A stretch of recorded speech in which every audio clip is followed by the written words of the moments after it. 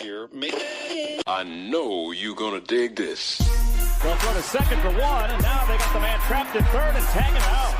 And 2nd and 2, handoff goes to McCaffrey up the middle, finds a little room, lot more room, and he's off to the races. Welcome to the In the Zone Sports Talk Radio Network. You're listening to the Just Us Sports Talk Show with your host, Kate Diggs from Harrisburg, Pennsylvania, the small city with the large heart, and co-host Dana the Hater Clark from St. Petersburg, Florida. Also co-hosting Murray E. Baskerville from Gotta Be More Careful, Baltimore, Maryland. These are your hosts, bringing you the ultimate in sports news for the ultimate sports fan. Be sure to download the Try 99 TV app on any smart device and subscribe to In the Zone Sports Talk Television. The cost is $4.95. Thank you in advance for your support. Now sit back and prepare to listen to another episode of the Just Us Sports Talk Show.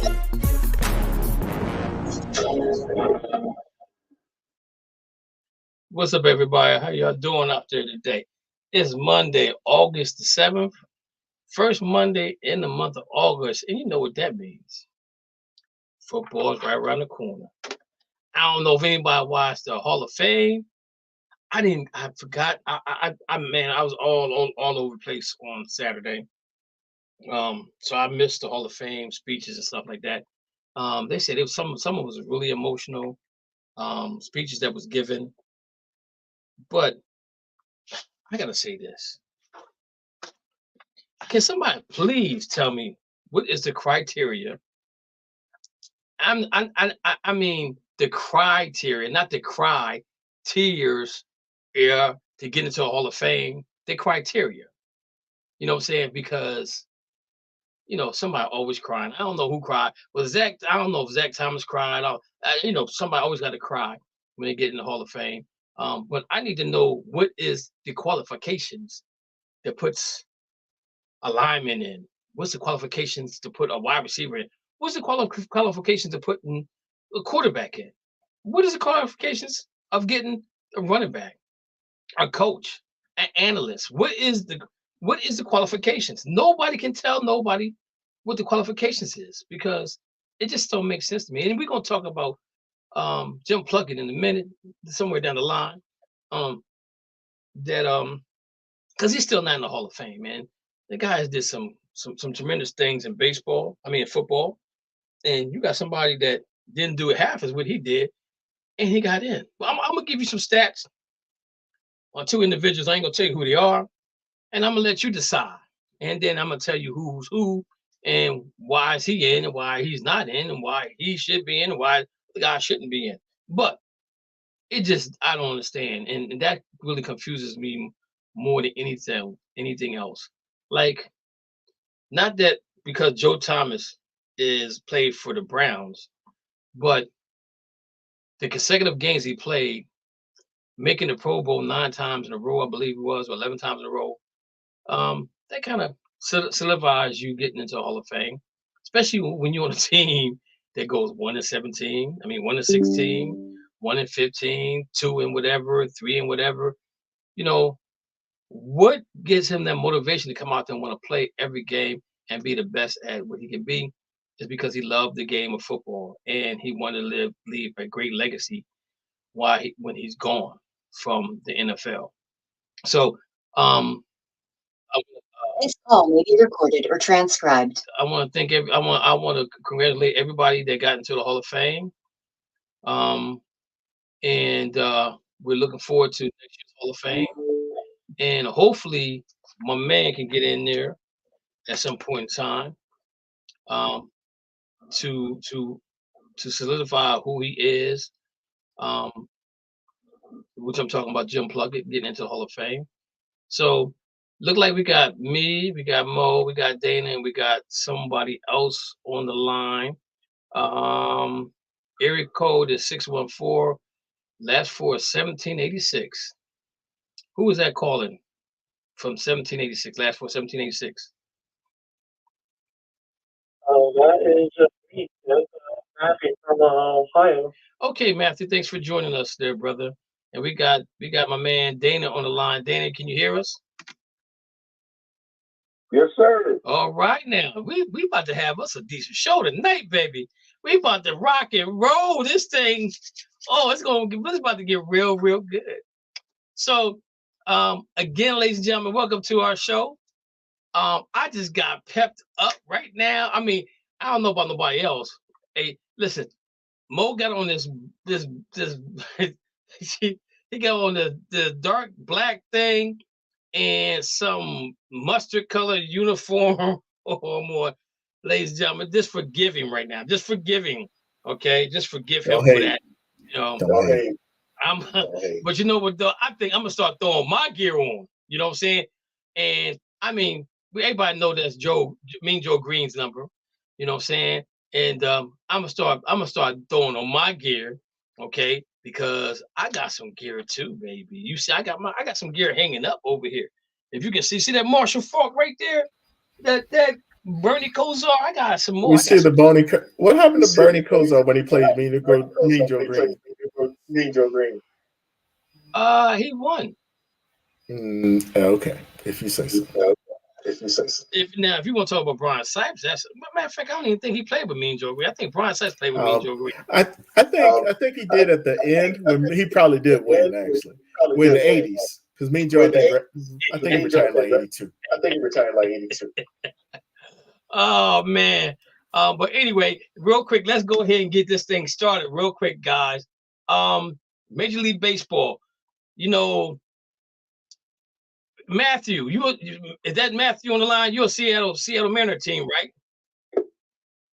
Yes, that's correct. Okay, yes. I'm real disappointed in them right now. I'm gonna let you know that. Even though they got 60 wins, I'm really disappointed in them. But look like they're doing something right now. We got Dane on the line, who's an Atlanta Braves fan. You want to give a shout out for the Braves? Yes, sir. All right. We got Mo. Yes, sir. World champion. We got Mo. We ain't in last place no more. We ain't in last place. And if you ever watch what's the Last Mohican? They call him Yankees. He's a Yankee fan, and of course I'm a Dodger fan, right? So we all got 4 people on here that love their teams. Matthew is all Seattle, everything. This dude, he's in love with Seattle, and I ain't mad with him. He likes everything Seattle. I can't get mad at him. He can't get mad at him at all. But let's go ahead and take a look at MLB standings right now for 2023. Before we go on, I just want to let my friend out there to know that the Dodgers is up 13-6, bottom of the 8th on the San Diego Padres. They're about to take 3 out of 4 from the Padres, who he thought they was going to do something with it, but apparently it's not happening. But anyway, in MLB standings 2023, in the division, American League division, Mo's right about one thing: the Yankees are not in last place. Okay, but the Baltimore Orioles are rolling, baby. The Baltimore Orioles are rolling. They 70-42. Yo, real quick, Mo, did you down in that area? Did y'all see this coming with Baltimore? I mean, we saw them really look like they're ready to do something last year, and they kind of faltered at the end of the year. They really didn't make a lot of moves during the trade deadline, right? But did you see them playing this well? Nah, they just on one right now. They have. It ain't gonna last. And I'm trying to down Baltimore. I hate Philly. I don't hate Baltimore. I just don't feel like they. I just don't feel like they got enough. They need to get a frontline starter. That's what they need. They got Flaherty from St. Louis at the trade deadline, which was a great pickup. Young player who can actually do it. I just don't feel it. I just still don't feel it yet. I don't even think Baltimoreans think it's real. They know they're happy, but they don't think it's real. They know they ain't getting too happy. Yo, Baltimore is hotter than an egg on a Sunday night on a street that temperature is over 100 degrees, just bubbling. So they're 70-42. Go ahead, Baltimore Orioles. I'm so proud of y'all. That's only black and orange I like, for real. It's ironic, but they're home And the way is 30. They're both identical, 35 and 21 at home, 35, 21 on the road. Those guys are playing really great baseball. Their run differential is about plus 75. They won 4 games in a row. They're 8-2 in the last 10. You got the Tampa Bay Rays, who are 68 and 46, 3 games behind them. They're plus 47 and the run differential 1 game. They're 6-4 in the last 10.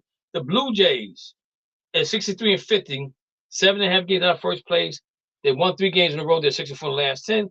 The Yankees are 58 and 54, 4 games above 500, 12 games out of first place, 35 and 28 at home, 23 and 26 on the road, plus 4 run differential. Lost 1, they're 4-6 in the last 10. And the Boston Red Sox were trying to do something, but now they're just basically hanging on by a thread. They're 12.5 games out.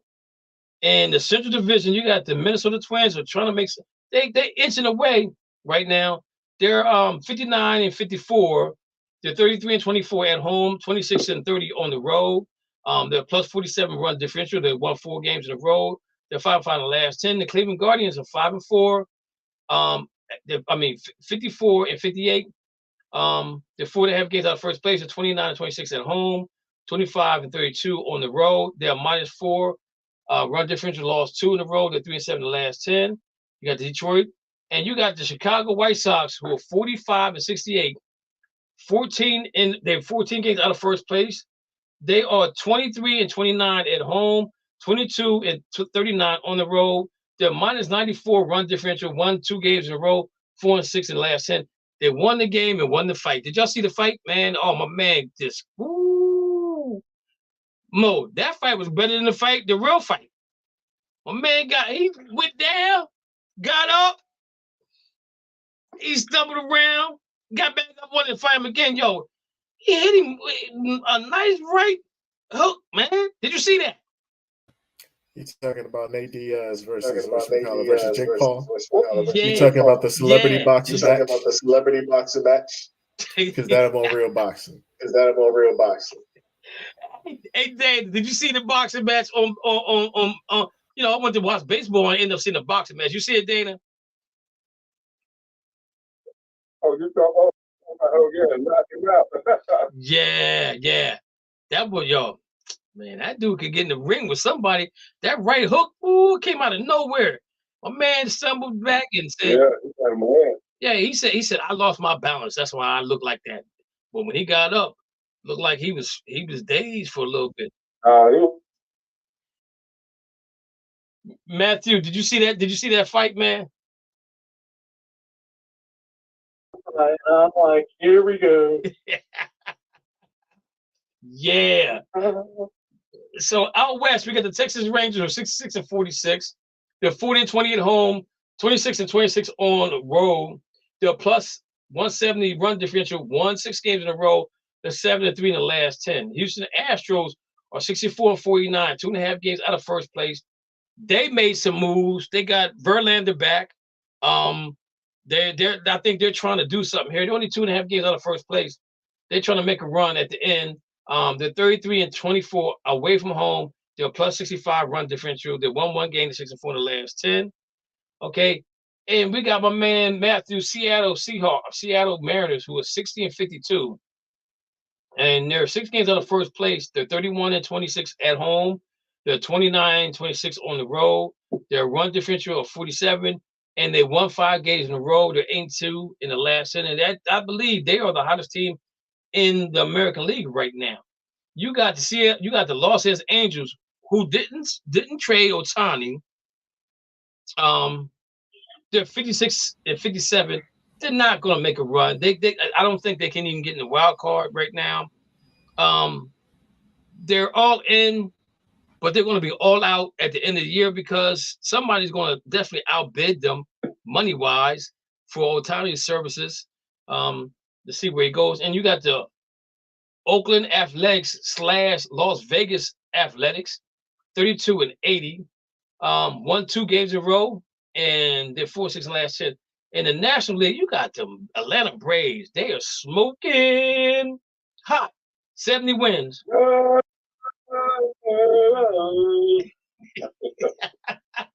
They're 70 and 39. That sounds like 37 Florida 20. State. That sounds like Florida State. 37 and 20 at home, 33 and 19 on the road. If I'm not mistaken, Dana, I think they're the only team. If I'm not mistaken, Dana, I think they're the only team that don't have 20 losses on the road. The only team that has less losses on the road than them is Orioles. They have 21. Everybody else is 25 or above. And y'all guys only got 19 losses on the road. That's impressive. Plus 164 run differential loss. Y'all lost 2 games in a row, though. They're 64 in the last 10. The Phillies is trying to do something. They're 61 and 51, but they're 10 and a half games out of first place. They're 30 and 21 at home. They're 31 and 30 on the road. They're plus 18 run differential. 2 games in a row. They're 64 in the last 10. Now, my friend, he's a Philly fan, and he calls me. He brags about them beating the Kansas City Royals. They're in last place. I said to him, why do you call me and brag about them beating the team in last place? They're supposed to. I said, you do what you're supposed to beat them anyway. I said to him, do you see me calling you when the Dodgers beat up on a team in last place? Do you see me calling you when they beat up on the Cardinals in last place? You see me calling you when they beat up on the National last place? I don't call you because I expect for them to win the series 3 out of 4 or 4 out of 4 go sweep them. That's what I expect. Anything less than that is disappointing when you play in a team in last place, because what do they really have to play for? They got to play for pride, but what are they playing for? You know what I'm saying? And so he's all happy because they're inside. I said to him, I don't talk about teams in wild card running because my teams win divisions. We may not win to the World Series last year, but we win divisions. You know, I said, and so I got to keep him. I try to keep him humble with that, but it just don't keep him humble. Now I'm not gonna get no phone call tonight because the Dodgers are winning right now, 13 or whatever it is. 13 to 6, top of the ninth. It's pretty much over with right now.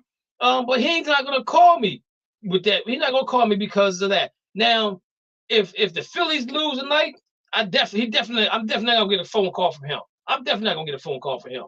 But again, they're in the running for the wild card. You got the Marlins 58 and 55. They've fallen off. They lost 4 games in a row. They're 3-7 in the last 10. Mets is there. Nationals is there.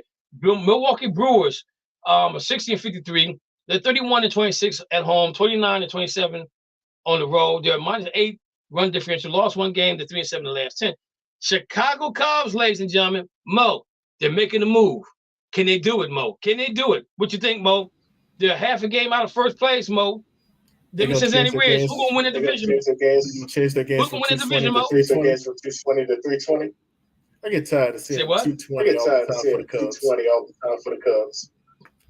They got lights on. They got lights on. They got lights on. Why don't you play tonight? Why don't you play tonight?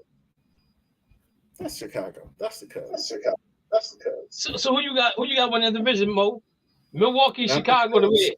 Not the Cubs. Not the Cubs. I got the Reds. I got the Reds. I love them Reds. Okay. I love the Reds. So the Reds are 59. The Reds and the Cubs are 1.5 games out of first place. But Chicago is 32 and 28 at home, 26 on the road. They're plus run differential of 75. And this is weird because they're the only team in that division that's a plus 75. In the green. Everybody else is in the red. Like Cincinnati Reds are -29. They've lost 6 in a row, though, and they're 3-7 in the last 10. That's not good. Out west, we got the Los Angeles Dodgers who are 64 and 46. They're 34 and 20 at home, 30 and 26 on the road. They're plus 113 run differential. They won 1 game. They're 64 in the last 10. San Francisco Giants are 61 and 51, 4 games out of first place.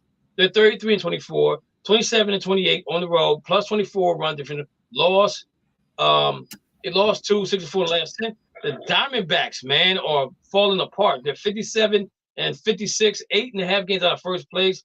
They're 28 at home, 29 and 28 on the road. They've lost 6 in a row. They're 2 and 8 in the last 10. The Padres, who everybody thought was going to win the division, Dana, they are 55 and 57, 10 games out of first place. They're 30 and 27 at home, 25 and 30 on the road, plus 69 run differential, lost 1 game, 64 in the last 10. You got the Rockies coming in last. And let's see here. And so I'm looking bottom of the ninth, 13-0, no out. So the Padres are up to bat now. Unless there's a miracle coming their way, they're not going to win this game. Dana, what's your feeling on the Atlanta Braves? Can they keep this up? You know, can they play some meaning baseball? The late August, early September. Do you think they're gonna fall off to the side and just cruise their sit people down and just play to win and win to play, or what you thinking? Yeah, man, we just gonna ease in and take what's ours. Okay. It's no biggie. We just gonna finish out. I think we'll play the Houston Astros from Burma Championship. Ooh. Win 5. Ooh. I mean, win 4-1. Okay. Matthew, what you think is gonna go on? What's gonna happen with them Seattle Mariners, man? They won 5 in a row. They're 6 games out of first place, and they're probably, if I look at the wild card, they're somewhere in the wild card. Let's take a look at the wild card real quick. So you got Tampa Bay Rays at top of the wild card. You got Houston Astros, the Blue Jays, and the Seattle Mariners. If I'm not mistaken, only 3 teams make the wild card, correct, guys? Yeah. Okay. Yeah. So Matthew, what do you think? Do you think Seattle can turn this thing on and get into the running for the wild card? I definitely believe so, but it's not going to be easy. Yeah. As usual, because this time of season, you got to make sure your pitchers are good and your batters are hitting the right angle to get the ball into that running. And Okay. Because I'm looking at you got San Diego coming up. You got Baltimore at home. Then you go to Kansas City. You got Houston. Ooh, you got Chicago. You got Kansas City again. You got Oakland. You got New York, Cincinnati, Tampa Bay Rays. You got the Angels, the Dodgers, the Oakland, the Texans, Houston again, and it ends with the Texans. It ain't gonna be easy. But I think they can get it done. Because I'm really disappointed. I thought they were gonna be the team up and coming for this year. I didn't see Baltimore. I saw Baltimore doing decent last year, but I saw Seattle as a team. You know, when we started talking about baseball at the beginning of the year, I felt that Seattle had an opportunity to do something special this year. Matthew, what you think has happened with Seattle? Why do you think Seattle is struggling so far? I believe we're struggling right now with pitching. Pitching's been one of those struggles lately, especially in injuries before the season even starts. Okay. Because once they get injured, as they come back in that middle towards the end of the season, usually they do decent, but not where the coaching staff and management doesn't like to see. Okay. Mo, do you want to tell me what's wrong with? Or wait a minute, Dana, do you want to tell me what's wrong with the Yankees, or do you want Mo to tell me? I already know what's wrong with the Yankees. What's wrong with them? Money can't buy wins. Well, nah, I don't think they the highest. I don't think they got the highest salary cap this year. But Mo, what's going on? What's going on? I mean, we know Judge. Here come the Judge. Been out, but he's back now. But they're still struggling. Do you think they're giving up on the season, or what's going on? No, we never give up on the season. That's not what the Yankees do. Problem is, though, we have had Judge has been out most of the season. Carlos Rondon, we expected to be here. Frankie Montez, we expected to be here. He's out. We have a pitcher who just throws a perfect game. Now he's out because he had to check himself into rehab. Man, we just got bad juju this year. Wait a minute. What type of rehab? Alcohol. So It's not Doc. It's not Doc that what you call. Yeah, he pitched the perfect game. He did check himself in the rehab. Wait a minute, I'm not now, ladies and gentlemen. I'm not laughing at him going to rehab at all because we all have our crosses to bear. But he pitched a perfect game because he was drunk and he goes into a rehab. I'm just joking, ladies and gentlemen. I'm just joking. But I'm just saying, how does that you pitch a perfect game? On PCP for the Pirates, right? For the Pirates, right? Not Doc Gooden. Oh my goodness! I'm just saying, it happens, man. Just saying, it happens, man. Only with the Yankees. Only with the Yankees, ladies and gentlemen. This is karma coming back to bite y'all right square in the behinds. Hey, we got 27. We got 27. We got way more than everybody. Stop. Count the ones that you was around for, not the ones that you got. Come on, stop it now. Oh man. So there you have it. The Dodgers. I was really impressed the way they played the Padres because I watched all three of the games so far this weekend, and the game that they lost late in the innings, and which is still an issue, is their pitching at the back end of the innings. In the seventh inning, eighth inning, they got a good closer. I can't think of his name right now, but they got a good closer. But again, their issue is pitching. They're supposed to have Kershaw back really soon. It's 2 outs, man on first. I don't know if that's us or if that's I don't know if that's us at first or it's the bottom of the ninth. It's the bottom of the ninth. Got somebody on. Padres got somebody on. Oh, so and if your team loses this, that would be hilarious. That would be hilarious.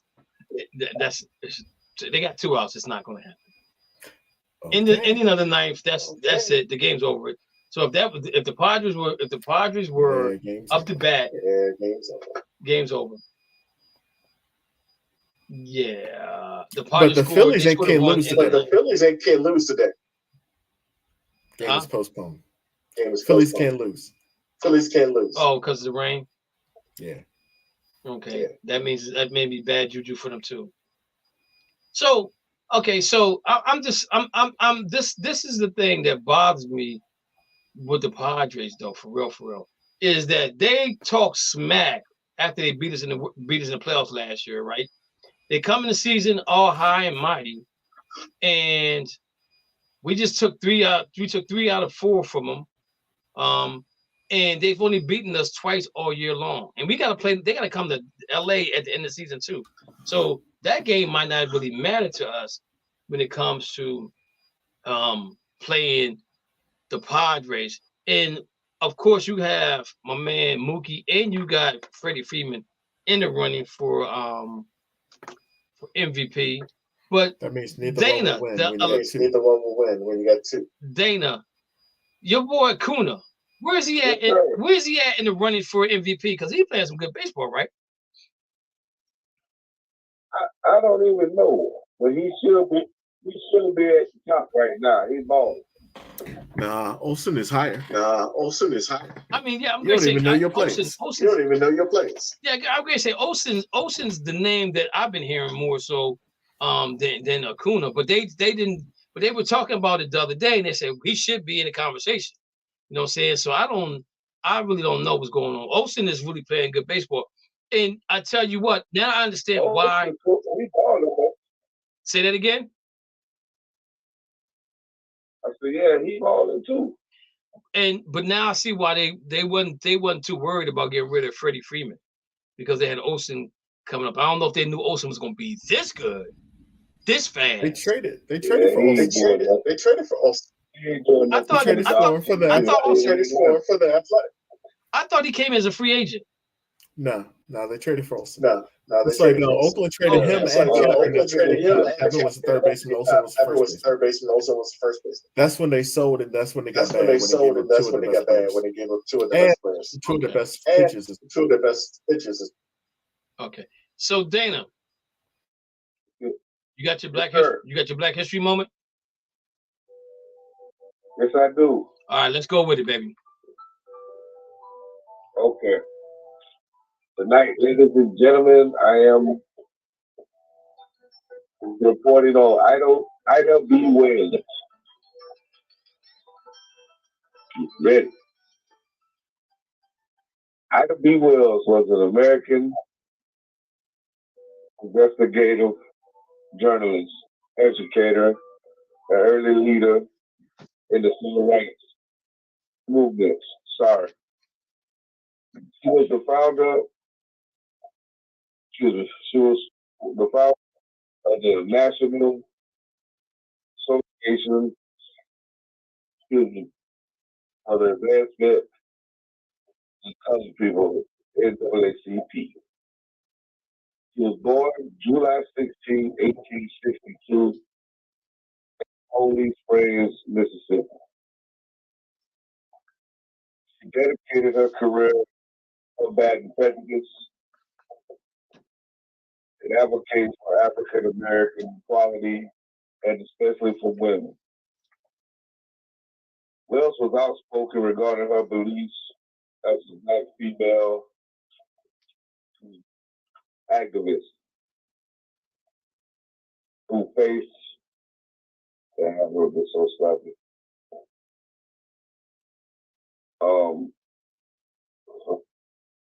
something public disapproval, sometimes from other leaders of the within the civil rights movement and the women's suffrage movement. Yeah. Establishing several notable women organizations. Skilled and persuasive speaker, Wells traveled nationally and internationally on election tours. Wells died of kidney disease, March 25th, 1931 in Chicago. In 2020 was honored with the Pulitzer Prize special citation for her outstanding and courageous reporting on the horrific and vicious violence against African Americans during the era of lynching. Ida B. Wells, July 16, 1862 to July 16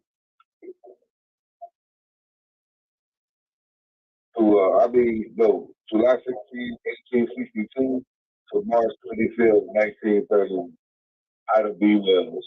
All right, ladies and gentlemen, Ida B. Wells. Had a lot to do with NAACP, the movement of black people. starting up the NAACP was probably one of the hardest things that Black Americans had to do back then, because they really wasn't getting the notoriety that they deserved, because Black people just wasn't getting the rights to vote, to drink water, to use the same bathroom as other people, to ride the bus as other people in the front, the back, the middle, the side, hang out the window. They didn't have the right for that. They had to still walk with the head down before they spoke to somebody, things of that nature. So the NAACP had a lot to do with the changing of the guard when it comes to things of that nature. So we want to give NAACP a shout out. We don't hear a lot about NAACP right now unless you see something like the George Floyd situation, or the other gentleman that got killed for running down the neighborhood, which I just think that there was a police officer. I think they sentenced the police officer that was involved with that, or something like that. Got 4 years. I don't know. I saw something come across my phone. I didn't know if it was about him or not, but somebody got 4 years. I didn't really look into it, but that's what it was. So we're gonna leave Mo last, because Mo got some good stuff for us, ladies and gentlemen. But I'm gonna do mine next.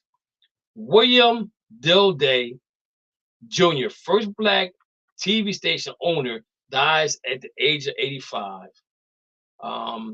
And this has just recently happened. He died on today.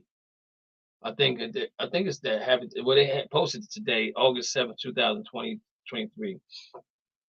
William Dilday Jr., the first Black TV station manager. Excuse me, wait one second. Let me zoom this out a little bit more. Okay, there we go. Station owned William Dilday Jr., the first black TV station manager and owner, died at the age of 85 following complications from a recent fall. Dilday's daughter Erica told the New York Times the groundbreaking media man died in the hospital on July 27th after he had problems recovering from a fall. So this happened July 27th, which is not that far off, actually around 10 days ago. According to the New York Times Daily News, Dilday, a Boston native. Man, why do I keep picking people that lived in Boston to do stuff about that? I just pulled it up and it came up on my computer. I'm be honest with you, I'm letting you know I ain't got nothing to do with it. I ain't got nothing to do with it, but I'm just saying that it just happened that way. I'm just saying it just happened that way. Native graduated from Boston University in 1960. He then served 2 years in the Army before working for IBM Personnel Department.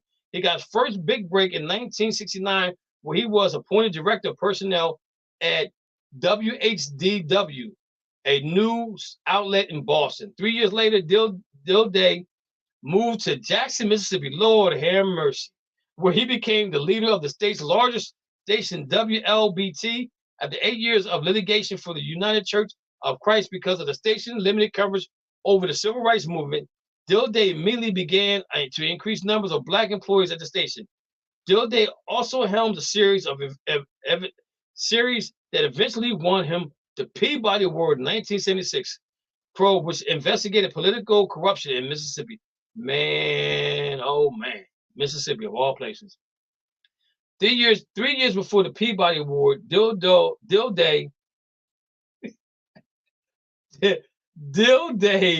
co-founded the National Association of Black Journalists and became an investor in the TV station in St. Croix in the United States Virgin Islands. As a result of the venue, Dilday became the first black person to own a commercial TV station in the United States from 1978 to 1979.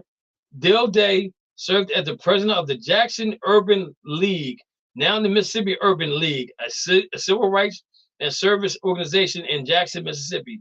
He also worked at the station management at CBS, affiliated with WJTV from 1985 until he retired in 2000. Dilday also advised politicians like Bernie Thomas, who was the chair of the committee handling investigation of June 6th riot of 2021. Oh, he was hanging in. He was getting his politics in. Thomas gave the New York Times Daily News a statement explaining that Dilday meant the media landscape right large. William Dilday was an inspirational leader to the media and an important figure in Jackson and the wider news media. Thompson continued his tireless work, made lasting impact on the media. Dilday is survived by his wife, Maxine, his daughter, Erica, son, Scott Sparrow, and 4 grandchildren. My man, William Dilday, first black TV station owner, dies at 85. He moved down to Jackson, Mississippi. Woo! And he lived in, look, he go from Boston to Jacksonville. I mean, there probably was a little difference. Just a little. Just a little difference, ladies and gentlemen. I'm being sarcastic. Y'all know I'm being sarcastic. Just a little difference, but man, what a difference.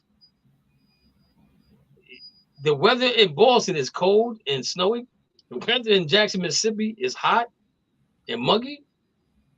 Well, he got a chance to wear shorts all year round in Mississippi. All right, ladies and gentlemen. Next up, we got my man Mo Money Mo doing his thing. How do I follow that?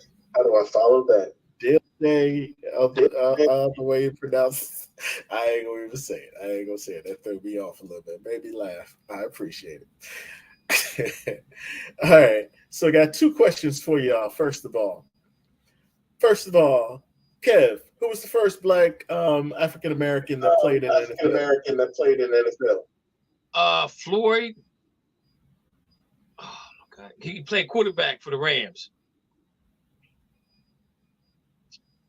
Also known as Fritz.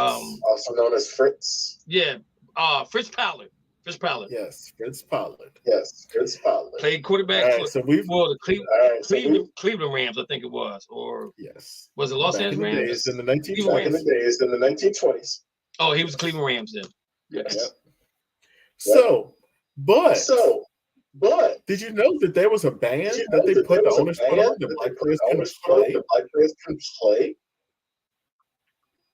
Oh, you I did? ain't know nothing about no band. Well, let's talk about that. Do you know when the next players actually started? When they were allowed back in the league.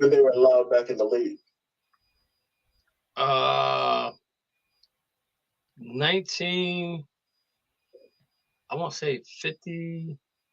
Nope. Actually happened before Jackie. 1930, I think it was 1930 something. 1946. The year Okay. before Jackie broke the color barrier. People always talk about Jackie Robinson breaking the color barrier in baseball. There were black players that played in the NFL before that and also allowed back in before baseball. But at that time period, baseball was such a bigger sport than football. Not a lot of people watch football. But the funny thing about this, ladies and gentlemen, is I looked up this and I tried to find out who were the first black players, knowing that Fritz Pollard was there before, but just saying, why were there not any other body? Finding out that the Washington Redskins, put it in Redskins, owner, and the other owners had a nice little agreement that says we're not going to let black people play in our league. We're going to segregate it. That went on for about 20 years, from 1926 until 1946. But then two teams, which kind of threw me off a little bit when I thought about these two teams, because I was like, there's a person on this show that likes the Rams and the Browns. And I asked this brother, why did you like the Rams and the Browns? He talked about both teams started in Cleveland. He didn't like them because they were the ones that actually let black players back in. I lost full respect for this man because I was going to give him full respect, saying that that's why he actually liked both teams, because it was the Rams and the Cleveland Browns that allowed black players back in. Wait. Well, I knew the answer to that, but I just gave you a general answer of why I like both teams. Now you're back on the show. You want to say, wait. Because when somebody I read cut off his mic. Somebody cut off his mic. No, because when I read about it, I was like, wow. I said the Rams started in Cleveland, okay? And I said, well, Fritz Pollard played with Cleveland. He played there. I said he was probably one of the first blacks to ever play. And then you go to the Rams out there, and the Rams were like a team that actually allowed more blacks to play than any other team in the NFL, maybe because they were out west. I don't know. But those are some of the reasons why, including James Harris, who played for the Rams, is some of the reasons why I like the Rams and the Browns. But when you go back and read about the black history of it, it really makes me feel good. And this is why I tell you guys all the time, I don't care about wins or losses sometimes when it comes to those two teams, because they're the one that set the pattern for a lot of blacks to get an opportunity to play football. And I'm gonna leave it at that. All right. With that understanding, I guess I give you back some of your credit. You ain't getting the full credit that I was gonna give you before, but I give you half, just a little bit. All right. So the four people I'm talking about today: Kenny Washington and Woody Strode, they both play for the Rams, and then Bill Willis and Marion Motley both play for the Cleveland Browns. What had happened was the Los Angeles Coliseum said, yo, they threatened to evict the Rams if they didn't sign an African-American player. They're just like, you ain't going to play here no more.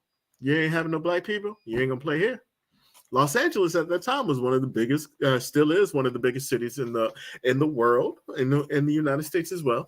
But it also is one of the most progressive states in California, as we already know. That's why it is still always going to be probably a Democratic state. That's why the Republicans don't even do much there, just because of the way California was. So with that, the Rams decided they were going to go ahead and sign two guys. They signed Kenny Washington and Woody Strode. Both played for UCLA at that time period. Washington led the nation in scoring in 1939. Go ahead, K-Dix.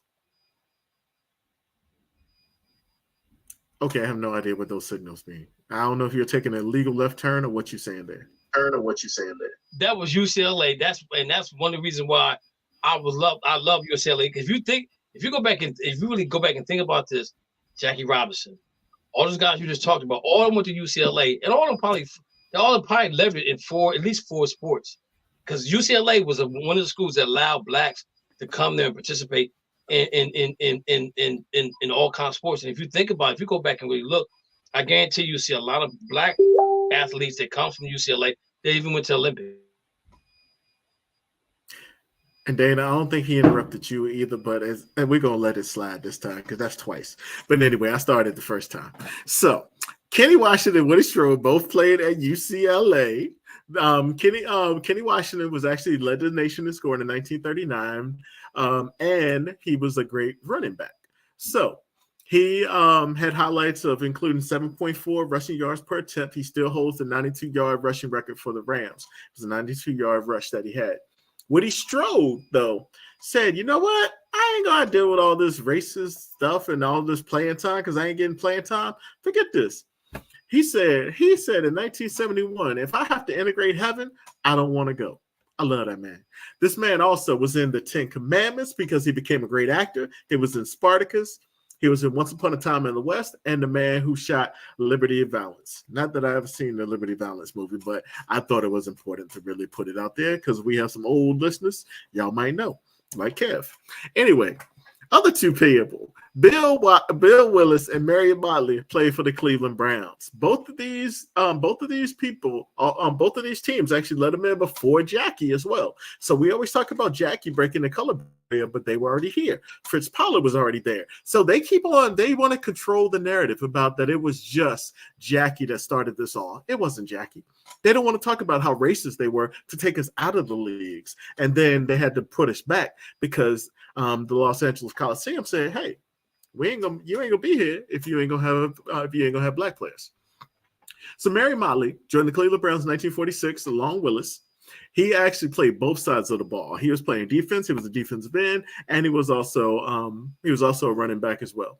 But then you also had Marion Motley, then you also had Bill Willis, who was an All-American career at Ohio State. So Ohio State was another one that allowed. That's where you also saw Ernie Davis go. That's where you also saw Jim Brown go. I think Jim Brown went there too.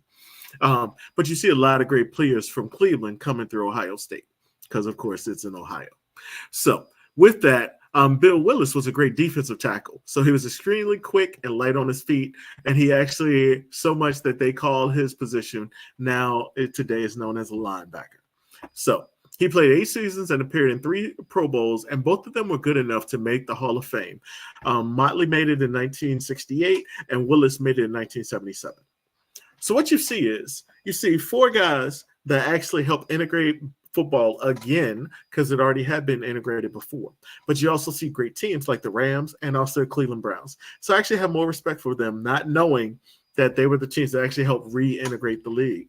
But I want to just make sure we stop controlling the narrative that Jackie Robinson was the first person that integrated sports, because Fritz Pollard was there in the 1920s. We know about Jesse Owens running in 1936. So we always talk about integration of sports. It wasn't integration of sports. It was the integration of baseball. So just because it brought light to everybody, because Jackie did go through a lot, but these brothers actually went through more because they were before Jackie and they're playing football. And you know how dirty football gets. We already saw how Jackie was stepped on in baseball. Just think about what it was in football. So Kenny Washington, Woody Strode, Bill Willis, and Marion Motley. I just want to give you guys your props for being before Jackie and reintegrating the NFL and the team and the sports that I love right now. The NFL, the number one sports in football. Well, the number one sport in the U.S. as well and around the nation, because we made everybody else call football soccer just by our sport. Hey, so Jim Brown and Ernie Davis went to Syracuse. I think you said Ohio State. You're right. Okay. The reason why now I'm going to educate y'all a little bit. The reason why they don't look at Fritz Pollard as integrating it because it was the AFL, not the NFL. That's why. So again, I got the book. It's around somewhere. I knew this before I read the book, but the book tells you about how the NFL has started all the and what's the running back that went to Chicago? I'm gonna say Paul. It was a Paul Hollis. Who was the running back that went to Michigan? I think he went to Michigan. George Hollis. Great, George Hollis. I can't think. No, Paul Hornung. Was it Paul Hornung? Yeah. Okay. So what I read in this book was Paul Hornung had already he was going to sign with Chicago Bears anyway. Okay. And it was a whole lot of mess behind him signing before he became he had signed before his last college games, which kind of made him a professional athlete. And back then, nobody really knew or really cared because they all knew that it was a good possibility he was going to sign with not the Bears. Yeah, Bears. Green Bay. Well, who did he play? Packers. Green Bay. He played with he's going to play. It was between Chicago, but he ended up playing for the Green. They knew he was going to the Green Bay Packers, but Chicago felt like they had an opportunity, but he had already signed a contract prior to the last game of his college career to go play for the Green Bay Packers. So there was a lot going on back then, saying that they felt that it was unjust because he became the face of the AFL during that time period because they were just starting to build the NFL up, with the AFL up to what it is today. So I can't think of the name of the book. If I get the book out, I'll tell you guys about it again. I got the book at the Hall of Fame a couple years ago. It's a good read. It lights you on a lot of things and professional and in the NFL football, how things began. And from the very beginning, it was all about money, like it is all about money right now. So it's a really good read, really great read. Hey, Mo, I appreciate you, man, giving my team some love. But yeah, that there are some of the reasons why I end up liking the Rams and the Browns. And like I said, the Rams were more select, more allowing to allow blacks to play than any other team in the National Football League. And like you said, that they was going to be fined if they didn't allow blacks to play. So again, no, they weren't going to be fined. They weren't going to be fined. They're going to be able to play the cost. But the thing about it is, though, you had people back then that understood that they looked at let's be honest with you. They looked at black athletes as athletes that could bring money to the teams. And once you get that book, when you start reading that book, and you'll find out what I'm talking about, how they looked at black athletes and said, we gotta let them play because they're exciting, they're fast, they're supernatural athletes. They're gonna make the game better than what it has been. And I'm not worried about what color I'm not worried what color they are. I know it's all about this. It's about the dollar bill. It's about the green money that was driving the AFL back then during that time period. That's all I'm saying. I don't agree with that. I think they want to keep them out so white people can still play. I mean, I grant you that too, but once they saw how good they could play, like if you think about it, if you go back and look at when Fritz Prowler played, and then when they actually came back and allowed more blacks to play, it was a wow. It was almost a century. I mean, not a century, but a decade before they allowed another black to play. It's 26. Yeah, it's 26. Yeah, so see what I'm saying? So if Fritz Prowler was a guy that could play everything. He could play. He was a running back. He was a wide receiver. He was a punter. He was a field. He did it all. You know what I'm saying? He was during this time period. He was you could look at him like a modern day Jim Thorpe for real back in those days. You know what I'm saying? So I think when they saw that and they said, "Wow." I mean, just like you talked about the Washington Redskins, a lot of people don't know this, but Washington Redskins was the last professional NFL team to draft a black in the NFL. You know what I'm saying? Because they had the opportunity to get Ernie Davis. They traded Ernie Davis. They traded the rights to Ernie Davis to go to the Cleveland Browns because Jack Cook, who was the owner there, said he's not drafting no Negroes. Send that draft pick to the Cleveland Browns. They draft him. You know what I'm saying? But the funny thing about it is that they end up signing the kid, the track runner. The guy, he's black. I can't think of his name. The ran track that was fast. Mitchell. Mitchell. Yes, Lord. No, Mitchell. What was Mitchell's name? Oh, Not Brian Mitchell. Not Brian Mitchell in Syracuse, right? Huh? We went to Syracuse, right? Mitchell, no. I don't know where Mitchell went to. Real quick, ladies and gentlemen, let me go ahead. Let me see if I can find this real quick. Oh, folks.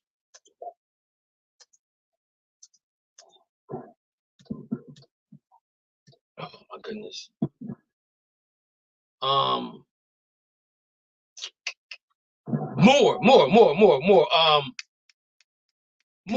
Moore is his name. Oh my goodness.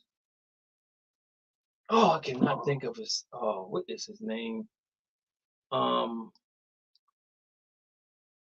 me think here.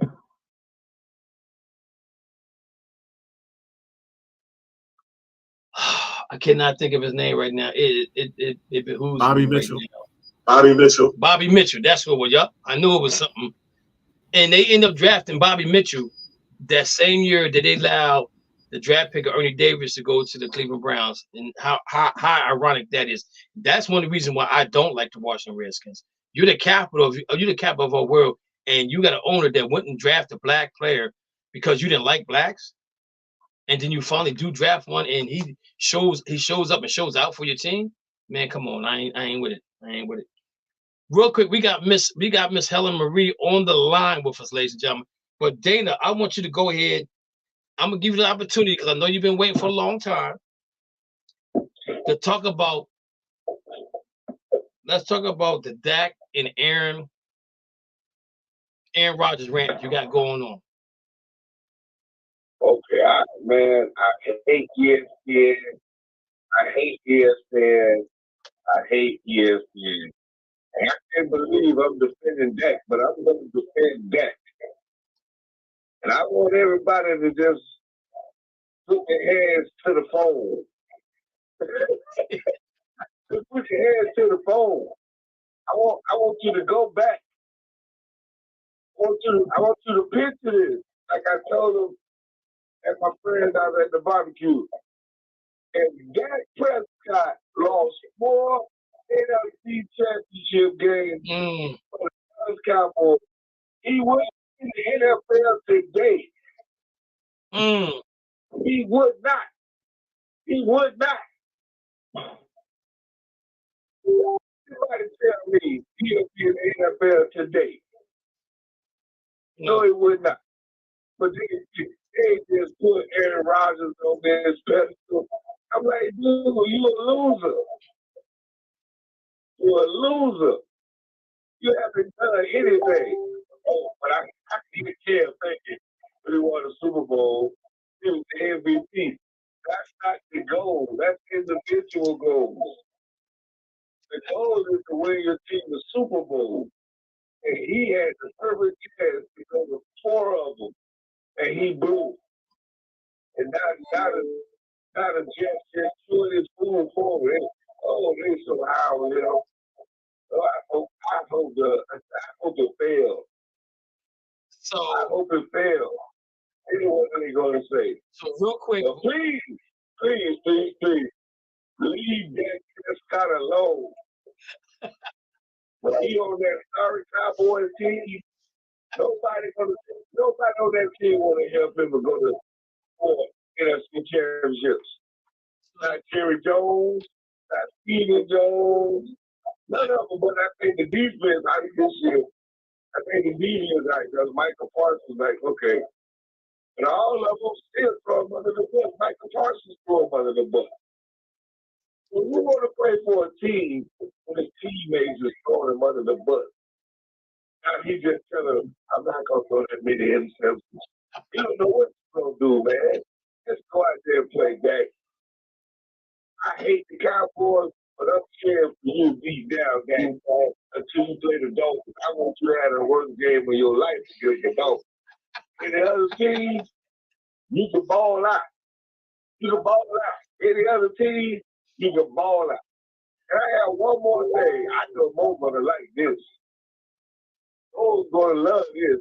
I was sitting in the barbershop, and everybody goes, what's that one team that you're scared of this year? And I said the Pittsburgh Steelers. Everybody like, why? Because Mike Thomas don't sit home after 4 years. I mean, he didn't have any bad records. He's like, hey, he just barely got there.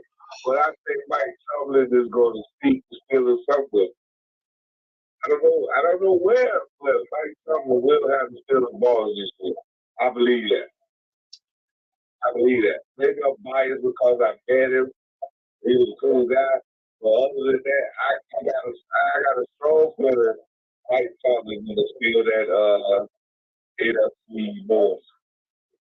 I think that's it. What's that? AFC North? AFC North. I think he's going to steal that division. AFC North. Especially if Joe Burrow and healthy. So for real now, so Dana, this is some food for thought before we bring Miss Helen on, Helen Marie on. You see my note in the back. Well, you can't see my note, but I got a note in the back. I'm pointing to it right now. And it says that the AFC North, all 4 teams will make the playoffs. All 4 teams will make the playoffs. Yes. What? Yes, that's what I got. But I'm just. I don't think the Browns will make it. Wait a minute. That's food for thought. That's food for thought. We're gonna talk about this a little bit later on. But I just want to really touch on what you said about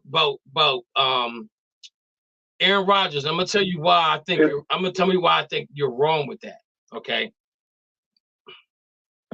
If Aaron Rodgers made the best out of the worst thing he had in Green Bay. We can't name a first-round draft pick that came there at a skill position for him. They went through free agency and got people, or they traded for people. So he never really had an opportunity to get any good players on the offensive side of the ball, skill position, to make that team better. Which is beyond me, which I don't understand why the Green Bay Packers have never, ever done that. Regardless of where they drafted at, even if the year they won Super Bowl, if they drafted last, you telling me you can find a wide receiver, a tight end, a running back, a scat back, or a punt returner, somebody that can be on the offensive side of the ball that can help Aaron Rodgers out. They never did it the whole time he was there. Okay, so Aaron Rodgers, they gave him lemon and he made lemonade out of it. Okay, is he the reason why they lost? Is he the reason why they lost for NFC championship games? I can't blame all of it on him. I gotta blame it on the defense. I gotta blame. He takes blame for it too, right? But I get your point though. If that was Dak, Dak would probably be out the league.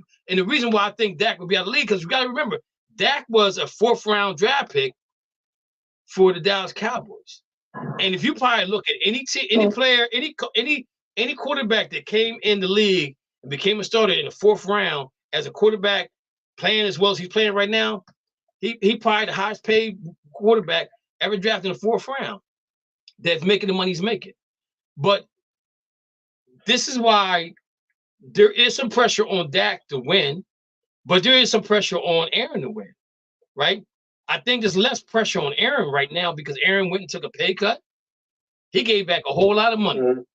This dude's in heaven right now. He is like a little kid in a candy store. He can get anything he wants. They doing it. The Jets are doing whatever he asked them to do. Now, if he falls through the cracks, then it's going to be a different. We're gonna hear a different tune from the Jets. But the situation with Dak right now is Dak has to play at another level right now because they are one of the teams. If you look at Vegas, they're one of the teams that Vegas has high on the list in the NFC. You got the Eagles, you got the Cowboys, and I think you got the Eagles, San Francisco, and the Cowboys. Those 3 teams are in. You got Kansas City 1, you got the Eagles 2, you got San Francisco 3, and you got the Cowboys 4 as far as favorites to go to Super Bowl. So if Dak doesn't get it done this year, the problem what we're going to see is that he got his contract's coming up, so he probably won't get a contract extension. They're going to let the contract run out, and then they figure out what they're going to do from that point on. Okay, but the question is to Cowboys fans and all the fans, have they surrounded Dak around enough offensive weapons to be able to go and win get to the NFC Championship game or even win a Super Bowl. I think right now they're hurting at running back. I would not be surprised, to be perfectly honest with you, if they don't sign a Zeke back for less money, because he knows the system, okay, and they're not going to be. They can't afford to get Dalvin Cook because it's going to cost too much, right? So, and Kareem Hunt, I think he tried out for the Saints. He might make the Saints team. So the most logical thing for Dallas to do is to bring Ezekiel back. Now you listen to check this out, Dana. Now you asked the man to take a pay cut. He did that last year. He came back and said, "I'll take a pay cut again this year." They said, "No, we're cutting you. We're done with you. We're moving on." So now Pallet, who has injured at the end of the season, now they got to find somebody to help run the football. Who else is better than bringing Elliott back? And what kind of motivation do you think Elliott would have if he goes back to Dallas Cowboys? He would have a lot of motivation, right? I would think, because this is a team didn't want him. Now they want him back. So now he gonna prove to them that they was wrong. So to me, I think, I don't know about nobody else, but I think there's more pressure on Dak than is Aaron Rodgers. Anybody agree or disagree, or what? Comments before we go on to Miss Helen. I agree. Okay. Mo, what's your thoughts? I agree. It's Aaron Rodgers has no real pressure on him because the rest of his team is young. So Dak has been there for a while, and they gave him all that money. So yeah, we cut Zeke because we wanted to keep you. We traded Amari Cooper because we wanted to keep you. So you got to be the offense now. So, and I'm just like Dana, except for I hope he sucks all season long. I don't care about him doing anything versus the Dolphins versus anybody. He could throw 40 interceptions as much as I care. I would be the happiest Cowboy hater in the world because I hate the Cowboys as much as I hate Philly. I don't even hate the Eagles. I hate Philly. I hate the Cowboys, though. I don't hate Dallas. I hate the Cowboys and their fans. So we can get to Helen because we don't need to talk about who I hate. I ain't trying to be Dana today. All right, ladies and gentlemen, we've been trying to get her on the show for a while. We finally got on the show. Miss Helen Maria, how you pronounce your last name? Because I don't want to mess it up. Oh, it's Bacchus. Bacchus. Okay. So, Miss Helen, tell us a little bit about what you do. What makes you so unique in what you do, and do you see a future in females doing what you're doing right now? So you have the floor. Okay, so I'm an international professional basketball player. And females in my industry, it's quite hard to adapt to. I'm echoing, actually. You're good. You're good. You're good here. Can you hear me now? Yes, you're good. Okay, so training internationally in the world is not easy because I have a lot to adapt with when it comes to here in the United States, when it comes to the world, it's a place you're safe on either females. In general, it's not easy to adapt to the world with the players and their needs. Some players are quite childish, actually. So let me ask you a question. What made you want to go down this lane of professional as a business thing for you? Were you always fascinated with basketball as a little kid, or what came to you and said, this is something I want to do? I think like a little bit a long story, but I'll keep it short.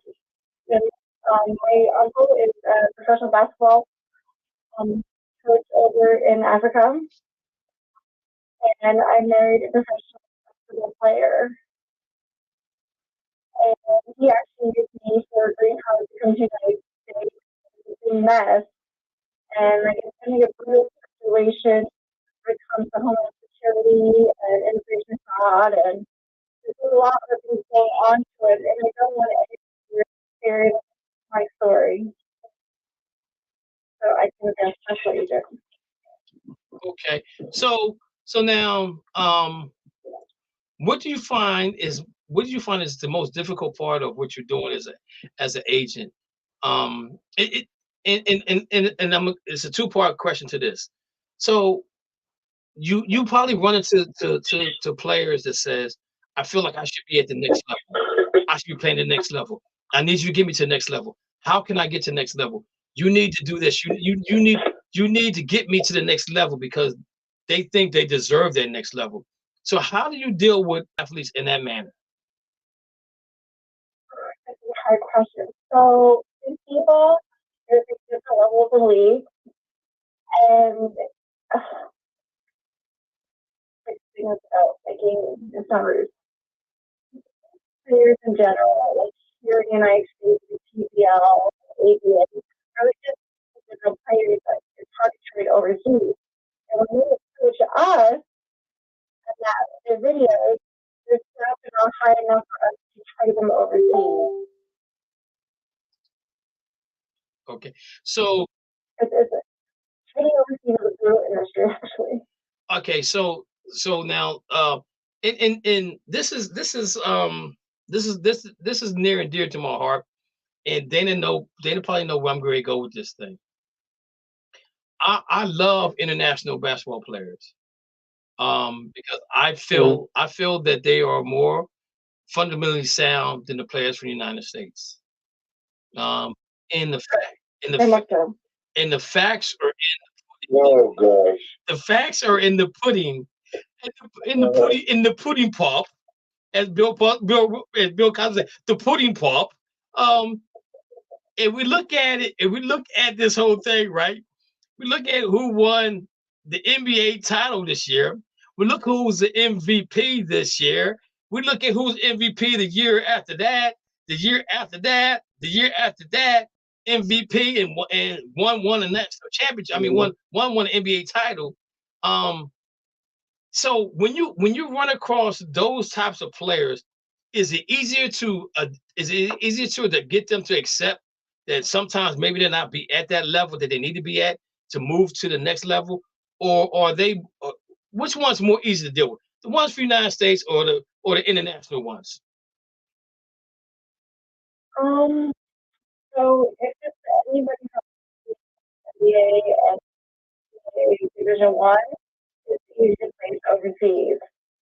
But if it's anybody underneath the considered rookies and there's a lot of problems, so with the international players, if it comes from the Premier League and Super League in Europe, you can place like Asia, and the same income for NBA. Okay. So you talked about basketball in Africa, and we're I have noticed, I think Mo has noticed, I think Dana, I think everybody on the panel has noticed that is becoming a really big thing over in Africa, with a lot of Africans learning how to play the game of basketball. You look at Mutombo, and him learning how to play basketball. Giannis he's from somewhere in Africa, but he moved to France. But so the NBA is, to me, the NBA is probably the most global sport out there, for real. Football is behind the NBA when it comes to the global thing, because you have different leagues. You got different leagues. You got the leagues in China. You got leagues in Japan. You got leagues in Africa. You got leagues in Europe. You got leagues all over. So when you are talking to a player from Africa, what type of mindset do they have as far as you trying to get them to understand the quality of work they have to do, the hard work they have to put in? Because if you look at Giannis, nobody knew Giannis was going to be this good. Okay, and he picked up a basketball at a younger age. I think if he went to college, probably people would have been amazed at how well he could play the game of basketball. But how do you deal with those types of players in Africa? So I actually trade players, like top players that I don't trade with you. The Nigerian national team, I played I'll take him to the tier and we'll try to send to the draft. Okay. So I got one more question. I know Mo probably has some questions for you, but is there a player out there that we should be looking for, maybe in the draft coming up next year, or to watch in the FIBA games right now? Is there anybody you got that you say, Kev, look out for this guy? So I resume. He's making one way as a free agent.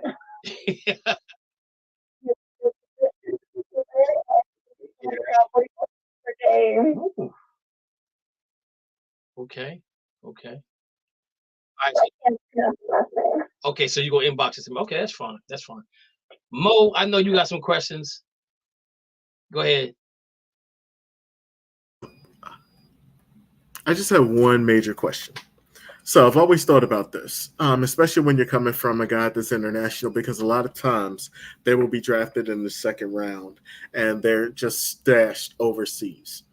Is it ever a thought as an agent to try and get your guy in the draft as soon as possible, where he doesn't get drafted, so then he has more availability to actually sign for a long-term deal outside of not being drafted? Or do you want them to be drafted to have the secure money that they have? What is the best side as an international player coming over into the draft that they were going to go into the NBA draft, if you have a guy that's good enough for that? What are your thoughts on that?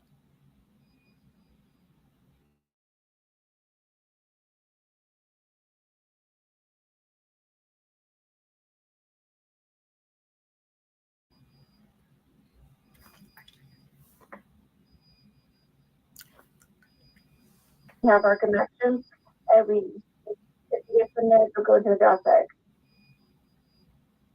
We have certain guidelines.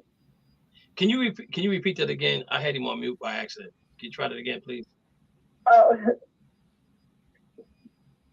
so the NBA to go to the draft pick from FIBA, these children, they start at the age of 14 and 16, they become professional basketball players. And they usually kind of like in second year or third division, and they start moving up to when they get to a higher level high school, and then go into their university, and then they stay in FIBA too. And they keep their stats up to a certain degree, or they come into the NBA here and go to the NBA, or take their videos from FIBA and we put them into the NBA agents, and they get to go to the draft. They have certain guys they have to abide by because of stats and the rebounds and everything. It has to be a high quality team to enter into the NBA draft. Okay, Mo, what's the two players that the Celtics have drafted? The point guard, I can't think of his name right now, that's over there in Europe. Actually, it's hard to say. And there's another kid they drafted that's still over there. Neither one point guard has Mater. Yes. And then you're also talking about 6 guard playing in France. I can't remember his name now. They're both second round draft picks. Yeah. So, Miss Helen Maria, have you heard the 1 point guard? Mo, what's his name again? Oh my goodness. Mater. Mater. Johan Bulgarian is the other one. Have you had an opportunity to watch him play at all over there? Because one of them just signed to stay over there for another contract extension, and I'm trying to figure out why Danny Ainge drafted him and he's not coming. Neither one of them came over for the summer league, which is a surprise because me and Mo kind of thought that they were going to come over here because they needed a point guard because they got rid of they traded Marcus Smart, and I was like, okay, we still need a pure point guard that can be like a Rondo, a facilitator, and don't have to shoot, don't have to score, but if he gets an opportunity, he can score. But he just need to be a point guard that can facilitate. So I don't know if you know who we're talking about, but he was I drafted. do. Yeah, okay. So what do you think his reasons is of not coming to the United States just yet? Because his contract is even way better than the NBA as a rookie. Okay, so basically how it used to work was the NBA would the team would buy out his contract, right? And they give him a new contract to come here. So apparently Boston hasn't done that yet from what it sounds like. Is that correct? So FIFA's contracts are nothing to do with NBA contracts. So he would have to send a letter into his team to leave the contract and then go into the NBA and sign a brand new contract. Okay. Anybody else have any other questions for her? Dana? Yeah, stop digging up the European players. They had that American versus European. They come back home and have all the bragging rights you want. I'm glad you brought up. I'm glad you brought up because I was going to ask her. So me and Dana, like I said, I love the European players. I even gave you my top 10 European players. He gave me some trash list off, and I think I won a debate. Dana think that he came in a slight second. You know what I'm saying? But this is what me and Dana do all the time. We were always sitting. I would bring up a subject and we would talk about it. Like, I would love to see the international players play against the United States in the All-Star game. All right, I think that would be. You do actually in the cup. Say that again. Yeah, I know, but what I'm saying is you got all the international players that plays in the NBA, right? And then you have the team, you have the teams in the NBA, the teams from the United States to play.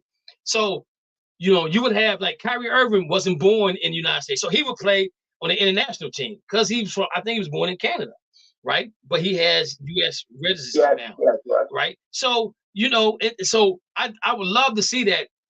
I would love to see that type of game during the All-Star game because the LeBron versus KD thing has wore itself out. I think the NBA needs to do something better. So, and I'm like I said, I'm always down with the international players because being a basketball coach, and I try to explain this to Dana that you look at everything as a whole. You don't look at the scoring. You don't look at this. You don't look at that. Like I like defense, and if you're a defensive player, I'll let you play all night long. You know what I'm saying? And if you can play defense and you can stop the best player, I love that. You know what I'm saying? But again, I love a player that knows all around game. That's why I love girls basketball, because watching girls basketball, when they shoot a jump shot, it don't touch nothing but the net. It don't touch the rim. Yeah. It don't bounce up and go in. It goes straight through the net. It goes shadow. That's exactly what it does. And I be trying to get Dana to understand this thing. And maybe I'm a little biased because I coach girls basketball, but I love girls basketball because they don't get fancy with the ball.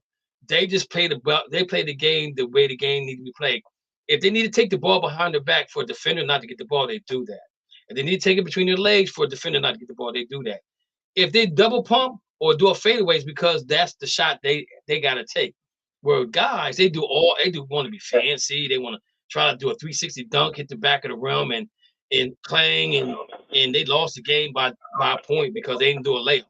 But that's just the way I look at the game of basketball. And like I said, again, I might be biased because I love girls basketball. I love it. I think girls are more fundamentally sound than boys. I just think that, and I think the game's harder. I think the game's harder for them to play because they never was meant to play the game. But again, going back to the international thing, I would love to see the international players play in the All-Star game against the United States team. I think that would be a lot of fun.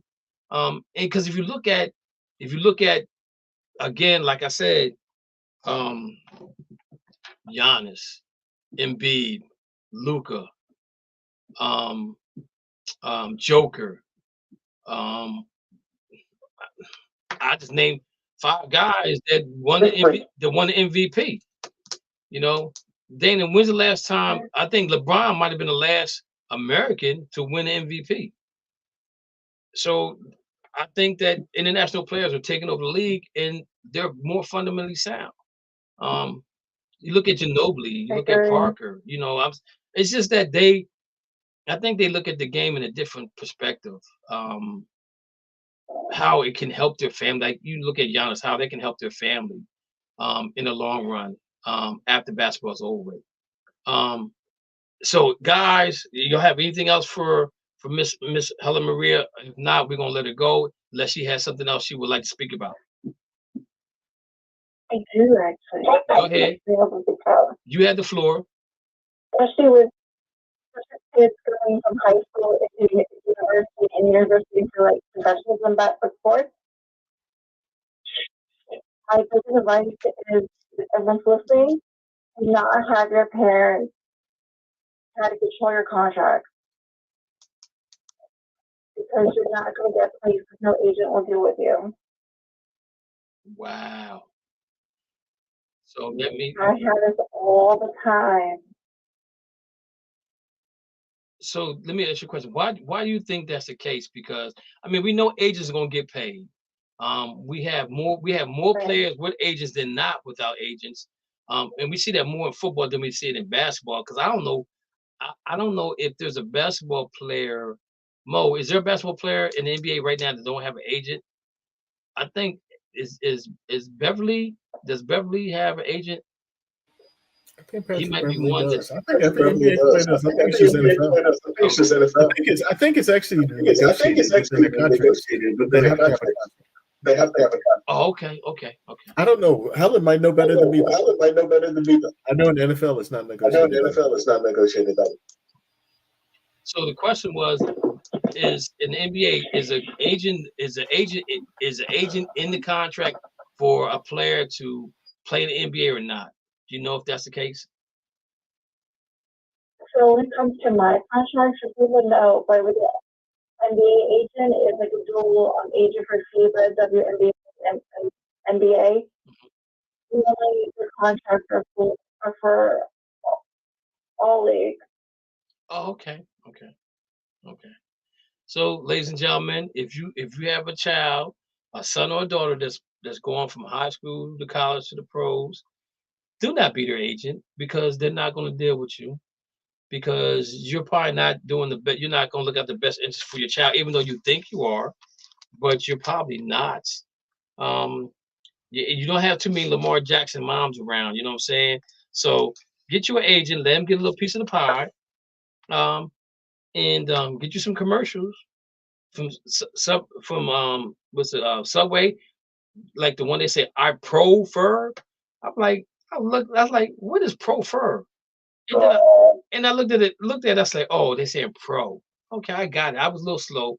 I'm like, I thought it was prefer. They say prefer. So, you know.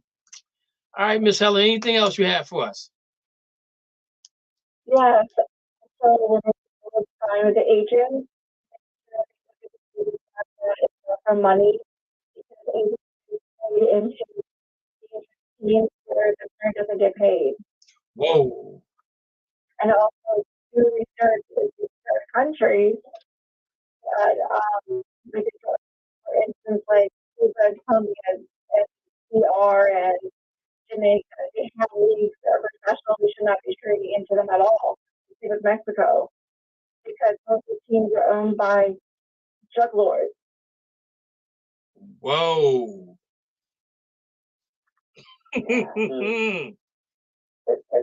It's the same with Russia. It's owned by the Black Mafia, most of the teams. Wow. Didn't know that.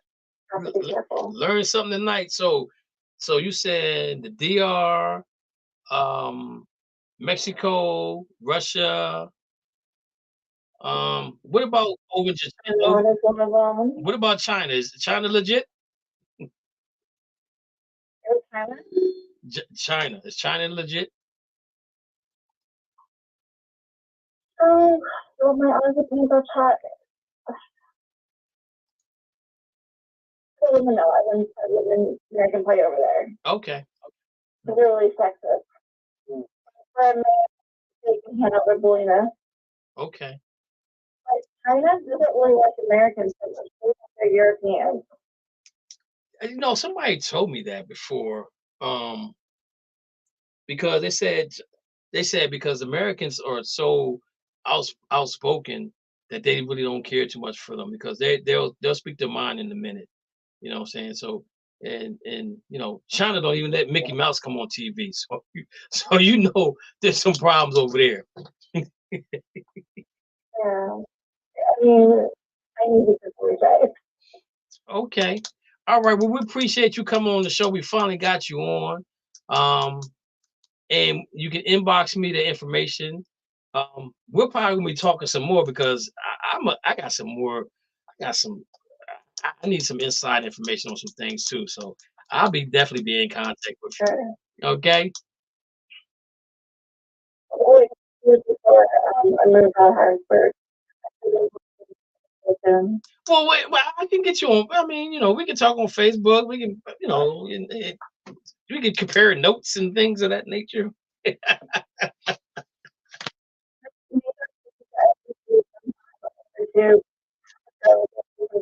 Oh yeah, I would love that. Ooh man, I would love that. Yes, indeed.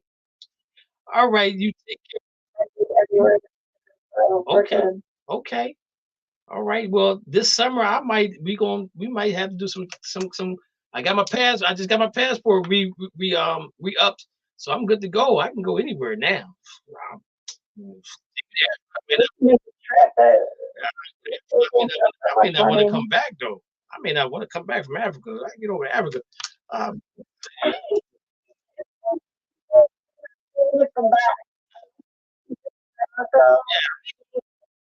So nice. Return back here. I ain't gonna never want to come back, especially if I meet my peoples over there.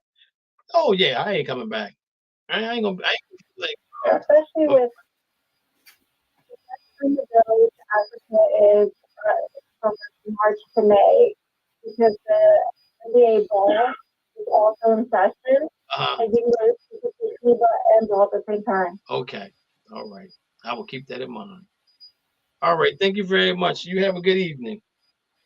Thank you, Helen Marie. Glad you can make it on. All right, Dana, Mo, Lou, and we got I think we still got who we got? Oh, I think Matthew left. What is going on with I'm still here. I got three people. I got three here. I see Lou. Oh, okay. I see. Okay. Yo, what is going on with college football? Everybody, why in the world is the teams out west want to come to the east, and then the teams in the east want to go to the west? What is going on with this thing? Well, no, it's correct, but it's ridiculous.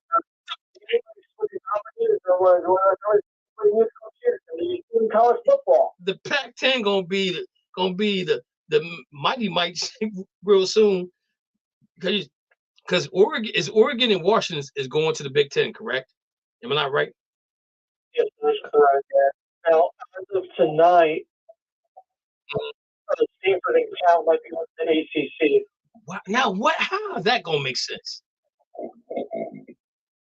I don't know. It's as heard earlier today.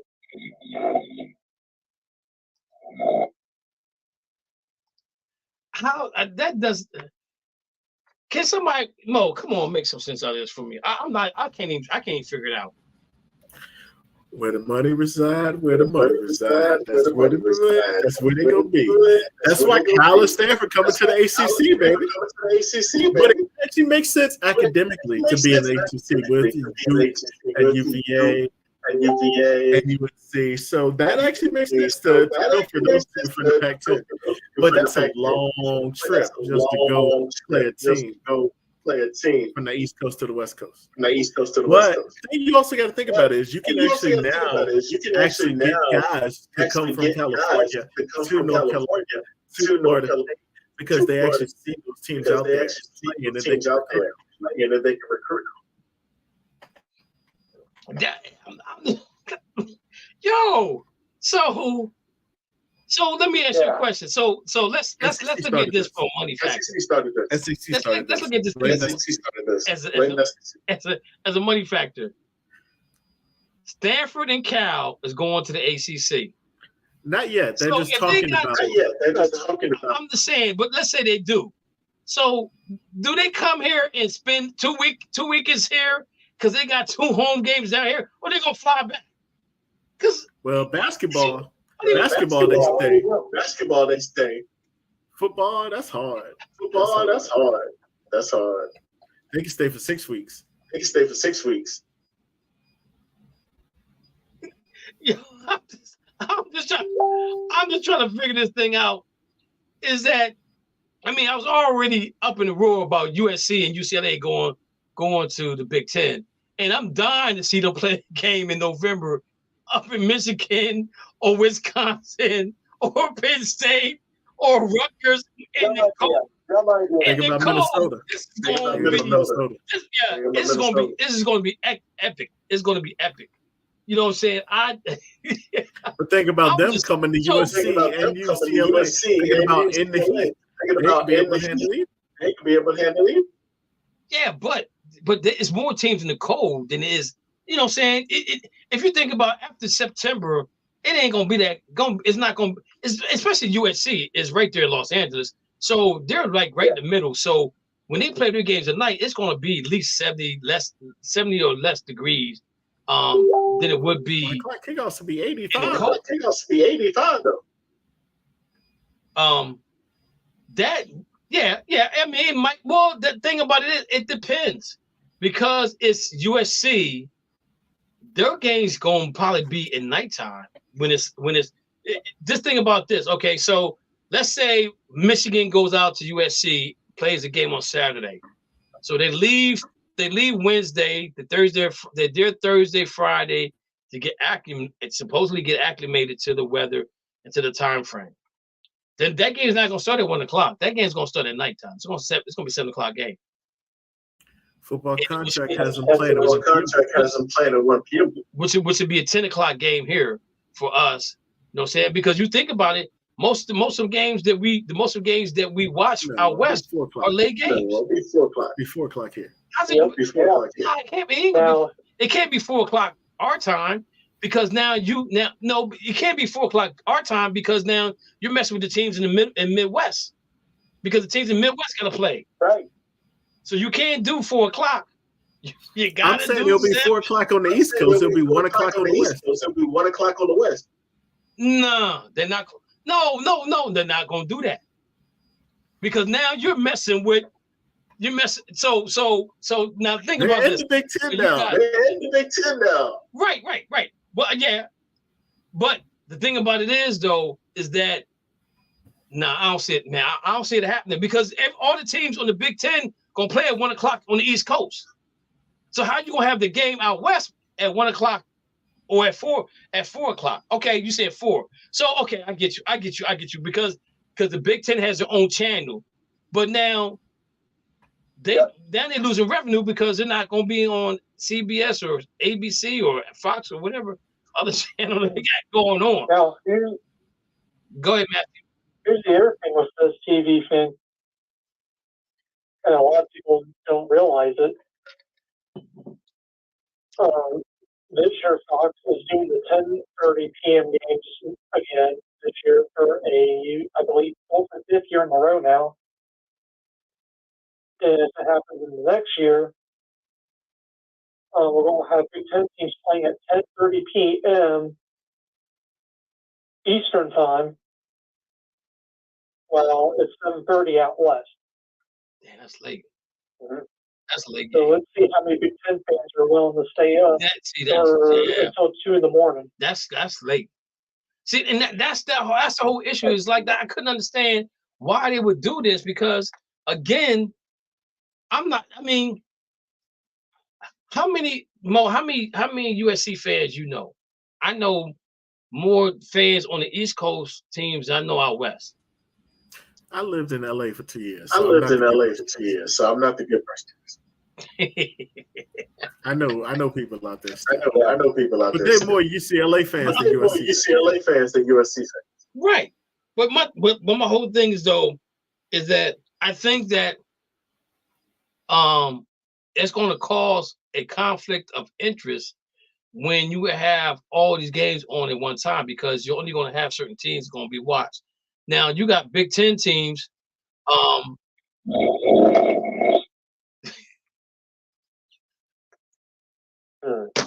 This dude, man, this dude. Oh my Lord, you got teams.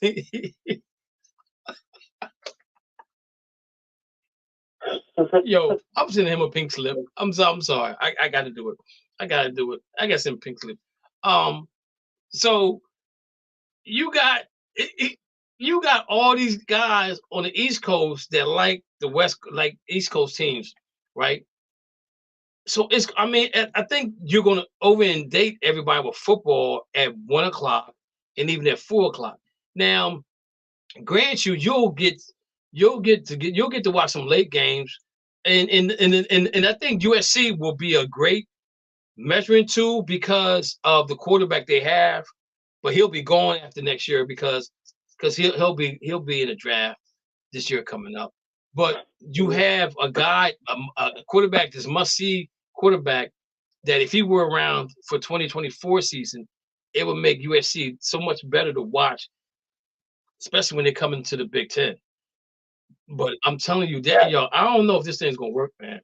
And I understand, and my thing is, I want to know what happened to the Pac-10 that they're losing people. Now I know the COVID has something to do with that because. Hello. Yeah, I can explain you to that one. Go ahead, Matthew. Thank you. So as of 3 weeks ago, the TV negotiations were on the table. And they came down also with Apple TV. Yeah, I heard about the Apple TV thing. And some athletic directors were in favor, some were kind of mixed. Right, I heard about that too. And at the end of the day, once Colorado left, everyone else decided to make their own choices and moves for the TV deal. So Colorado went to the Big 12, right? Yes. And the Big 12 lost Texas and who else to the SEC? Oklahoma. Oklahoma. Texas Went to the SEC. Went to the SEC. So Matthew, I don't know if you ever heard me and Dana talk about this. Hey, Dana, wake up! The thing about this is that we had already talked about this a long time ago, and I said to Dana, I said, why don't we just split it in fours? You got the East Coast, the Mississippi, from the Mississippi to the Atlantic Ocean, and then from Mississippi to the Central. You got Mississippi Central somewhere in there. You got the Midwest, and then you got the West, right? And the biggest problem out West is because you don't have enough teams out West to make it happen. And after I looked at it, I was like, well, all the teams mainly are on the East Coast or in the Midwest. And I mean, it's in the Mid-Central, a little bit in the Midwest, but the West was really struggling because you don't have a lot of teams out West. So now I'm rethinking what I thought. I see why they're doing what they're doing, but I don't understand why the Midwest, I mean, the Pac-10 and the Midwest don't come together and make one big conference together and just deal with that way. But going to the Big Ten and going to the ACC and going to the SEC it's crazy, man. It's going, if I'm a fan, ain't no way in hell, excuse my French, I'm flying from USC back to back to watch this team play on the East Coast. I'm just not going to do it. They're going to make money regardless. You know what I'm saying? But for that to happen, I mean, it's gonna work its way. It's some rough things going on, like you said about the Apple situation, and where Washington and Oregon wasn't happy with the end result of the money that was going to be made by Apple TV, you know. And again, now everybody's going to streaming, okay. And so then you look at that, and you say, well, okay, if they go to streaming, then CBS, NBC, Fox is going to be out because you can watch the game streaming. You know, they're not going to pay. Yeah. They're not going to pay. They're not going to pay because they're on Apple now. So now Apple's taking over. Like YouTube television doing the NFL packet, okay? But DirecTV still got the red zone. How does that make sense? You know what I'm saying? It doesn't really make sense in a sense, but it's all about money right now. Like Mo said, it's all about the money that's going on. So I'm like, so in the Pac-10, you have USC is going, UCLA is going, Oregon, Washington, Colorado. Well, Colorado was in the Big Ten. I mean, Pac-10. But you got who else? So let me ask you a question. What's going to happen with Mexico? What's going to happen with Arizona and Arizona State? Where are they going to end up going? I can answer that question to you right now. So the day that Washington and Oregon made the announcement, Utah, Arizona, and Arizona State all applied for the Big 12 and got approved in under 4 hours. So now the Pac-12 is only down to 2. Well, if Stanford and Cal go to that ACC, it would be just down to Oregon State and Washington State. How about for conference? Wow. So Oregon State and Washington State could be independent. They could play anybody they want to at that point in time until they find a conference to go to. Now the update with those two, this will go either way. They're trying to convince some Mountain West teams to be the Pac. But the problem is the TV contract with the Mountain West right now is expensive to get out of. So, okay. In the Mountain West right now. So you got teams in the Mountain West that's they're talking to the league of the Mountain West to come and make another Pac-10. Yeah, they're trying. So Oregon State and Washington State right now, they're trying to get Mountain West to join them. Okay. Well, at the same time, the Mountain West trying to convince them to join their conference. So let me ask you a question. Why can't the Mountain West just move those two teams in with them and become the Pac-10? Because if they do, I mean, is money? Because the thing about it is you got all the teams that still be together. Just add two teams to your conference, but you don't want to be the Mountain West no more. You want to be the Pac-10. So is that big of a deal money wise to make that move? Currently, so if Washington State and Oregon State were to join the Mountain West, that's a positive thing. But if they were to change the name, they'd have to pay the TV fee.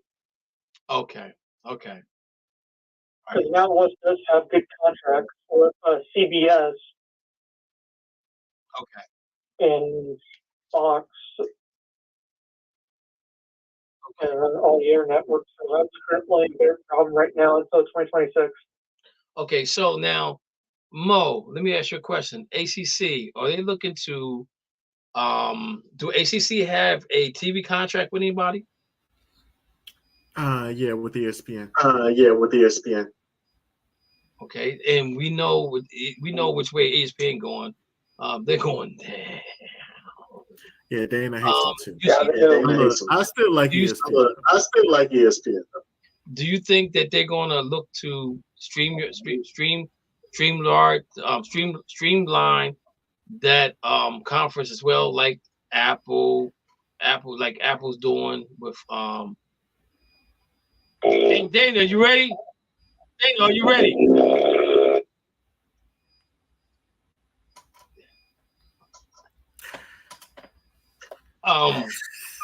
So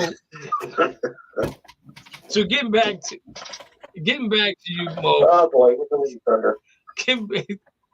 Getting back to you, Mo. It must be raining in Florida. It's thunder really loud down there. It's thunder here too. It's thunder here too. Mo, so have you heard anything about maybe them going away from ESPN?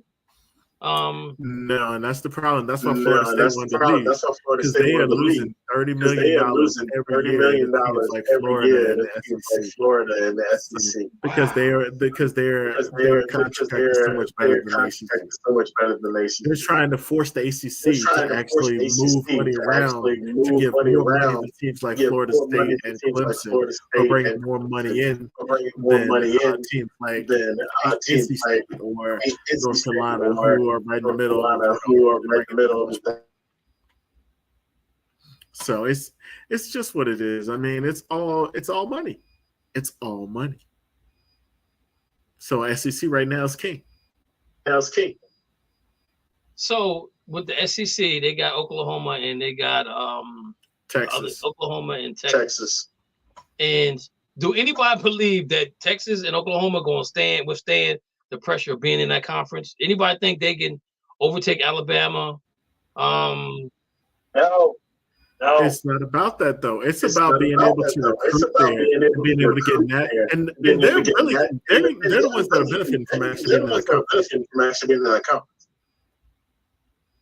And that's my whole thing is now you get to recruit other places, but again, Alabama, you know what I'm saying, Georgia, you know, those two teams had 22 players in the first round of the NFL draft or something crazy like that. Just think about it like this: Texas Tech had one of the best recruiting teams last year because they were in the SEC and Texas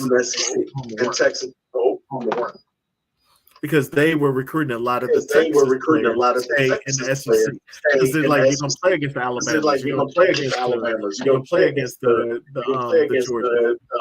Georgia, and you don't got to leave home. That's why Oklahoma and Texas, most of the best players are going to the SEC. I guess, man. I guess. I just this is crazy. When I heard that Washington and Oregon was coming to Penn State, coming to the Big Ten, I was like, what? I'm like, they're freaking flying. They're gonna be able to fly. Their last away game, they're gonna be able to fly for free. All the freaking fly they're gonna get. Yeah. I'm gonna trip to Europe too. Oh man! All right, let's move on.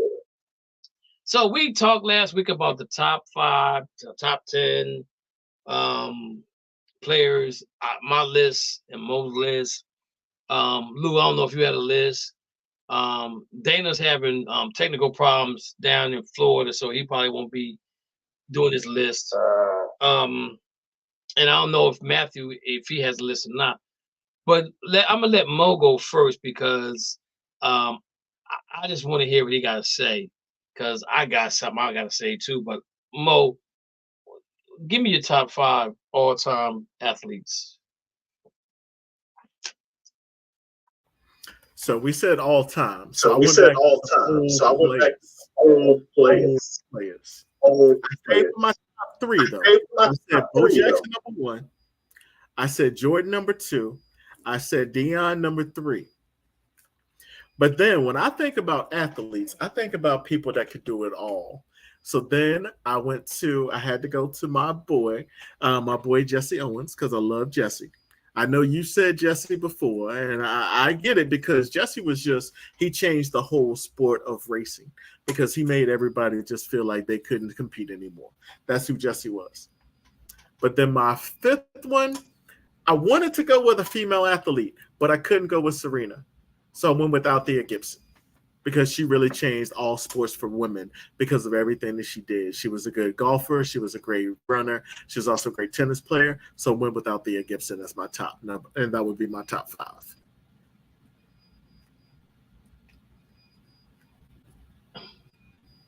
Okay, wait. You know, wait, I like who's number sport. one? You know, I like multiple sports. Who was number Bo one? Jackson, baby. Bo Jackson. That's athlete. Okay, you had Bo Jackson. You had Jordan, Deion Sanders. Who was number 4? Jesse Owens. Jesse Owens. Okay. Even though I went back and forth with saying I was going to put Jackie Robinson in there because he was so good in there. I also looked at Jackie's in my top. He's my top 7. He's my top 7. Okay. All right. Lou, do you have a top 5? Well, I don't know in particular order, but I have a top 5. All right, let's hear it. You have to go with Ali. Okay. MJ, and Michael Jordan, of course. Okay. I gotta go with Reggie. Reggie Jackson? Reggie Jackson. Okay. Even I'm not saying this time, but I'll give him a Tom Brady. Tom Brady. Even though I don't like him. Okay. And I'm going to go through the stretch because I know what I'm going to do. So I'm going to go with the great one, Wayne Gretzky. Okay. Matthew, you got your favorite top 5 by any chance? Can you name off the top of your head? If not, yeah, absolutely. Okay, go ahead. So number 5, Tom Brady. Okay. Number 4, Tim Duncan. Okay. Number 3, Tiger Woods. Number 2, we're going to go with Kobe. Okay. And number 1, we're going to go with Arichio Suzuki. Who was that again? Ichiro. Arichio, the baseball player. Okay. He played with Ichiro. Seattle, right? Ichiro. He played Seattle? Yeah, he's played with And then the Yankees. And then the Yankees. And the Yankees and the Marlins. Okay. All right. So here's my top 5. At number 5, I got my man.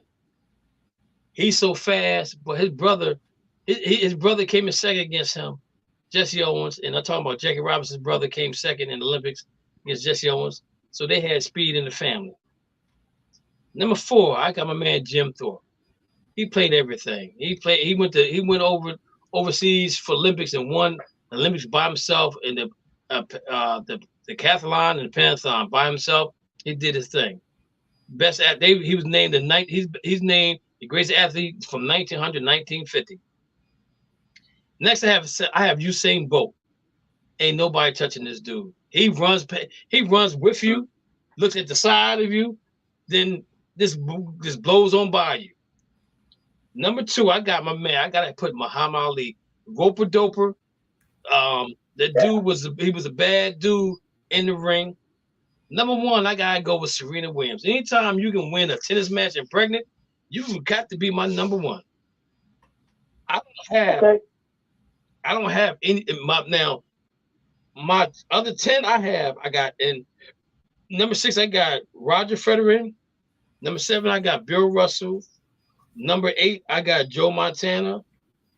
9, I got Jerry West. 10, I got Bo Jackson. And then I got Michael Jordan number 11. And my thing is I can't put, you know how it is. I can't, and I would never put a I look like we got somebody online from area code 336-4487.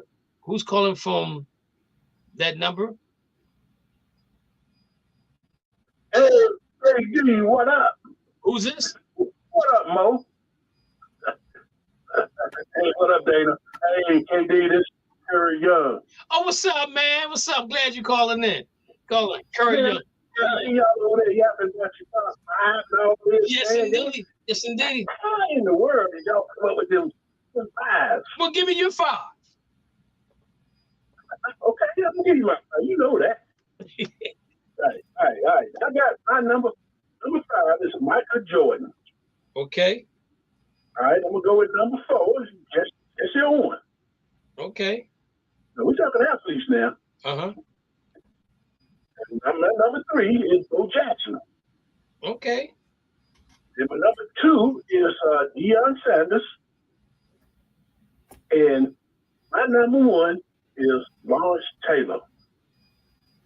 All right, now I gotta ask you this question. Okay, so Michael Jordan played football, tried to play baseball. Jesse Owens was a track runner.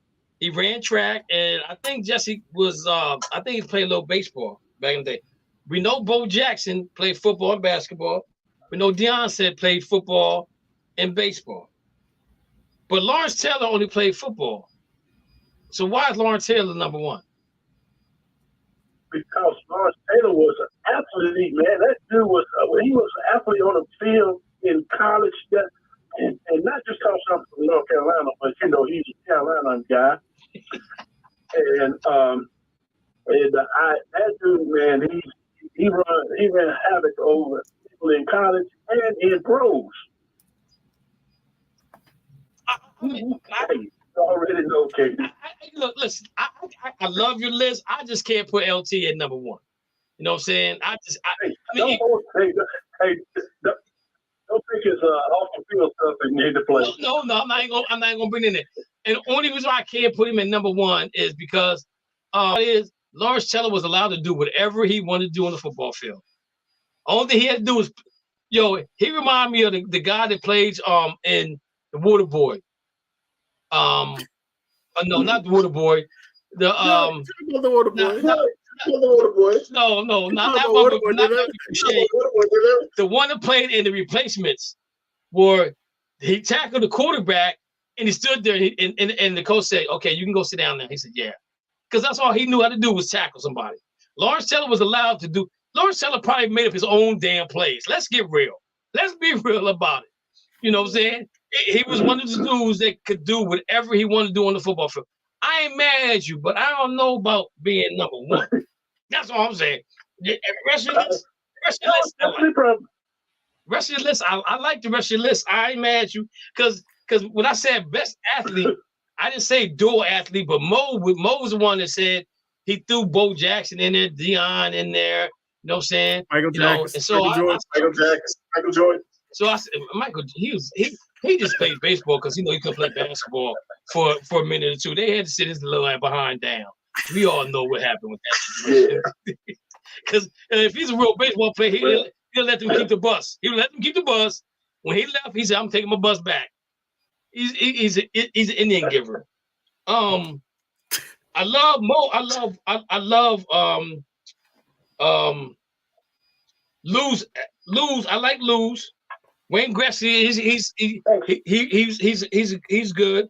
I can't put no quarterbacks in my top 5 because everybody else makes stats for them. They don't make their own stats. You know what I'm saying? That's why I can't never put a quarterback in my top 5. So, but I like his list. Yeah.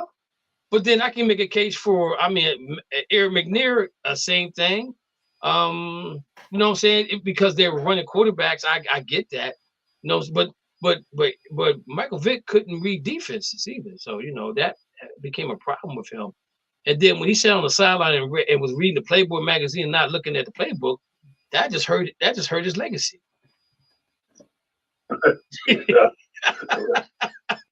But and none of y'all, Mo has Althea Gibson in there. I can't get mad at Althea Gibson, but I can't. Without Althea Gibson, there's no Serena. There's no Serena. And I got you. But Althea Gibson didn't play. She didn't win no tournament pregnant. How you know? Because she didn't tell us. But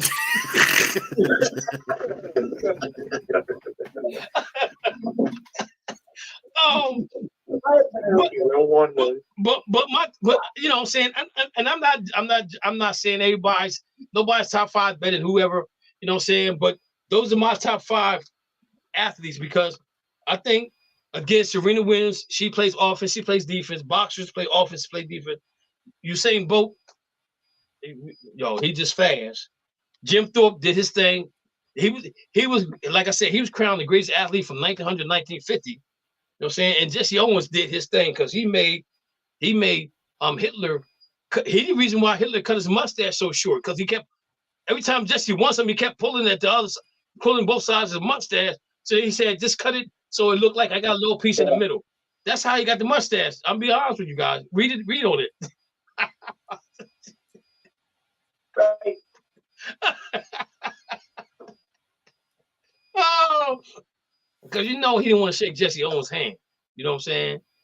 So he got mad. He got mad about it, and just he kept pulling his mustache. That's why he had a little piece right there, Mo. He had a little piece right there because he didn't like seeing blacks do what they do. You know what I'm saying? So I like that. You notice what he didn't do. I didn't have Celtic. I didn't have Celtic. I didn't also have I didn't have a Yankee. And Bill Russell was number 7, right? Mm-hmm. I had Frederick, Roger Frederick before him, and the thing about Bill Russell, the reason why I had him in there because he sacrificed his game to win championships because he could have scored more points, but he knew his role in that team, and he allowed everybody else to do what they got to do. You know what I'm saying? And I respect Bill Russell for the simple fact that when he went to the Hall of Fame, he said, "I shouldn't get in this Hall of Fame before Chuck Cooper or those guys. When they get in, then you'll let me in." Because he didn't accept his ring until all those guys got in. You know what I'm saying? So he holds the highest respect for me. And then I got Joe Montana in there.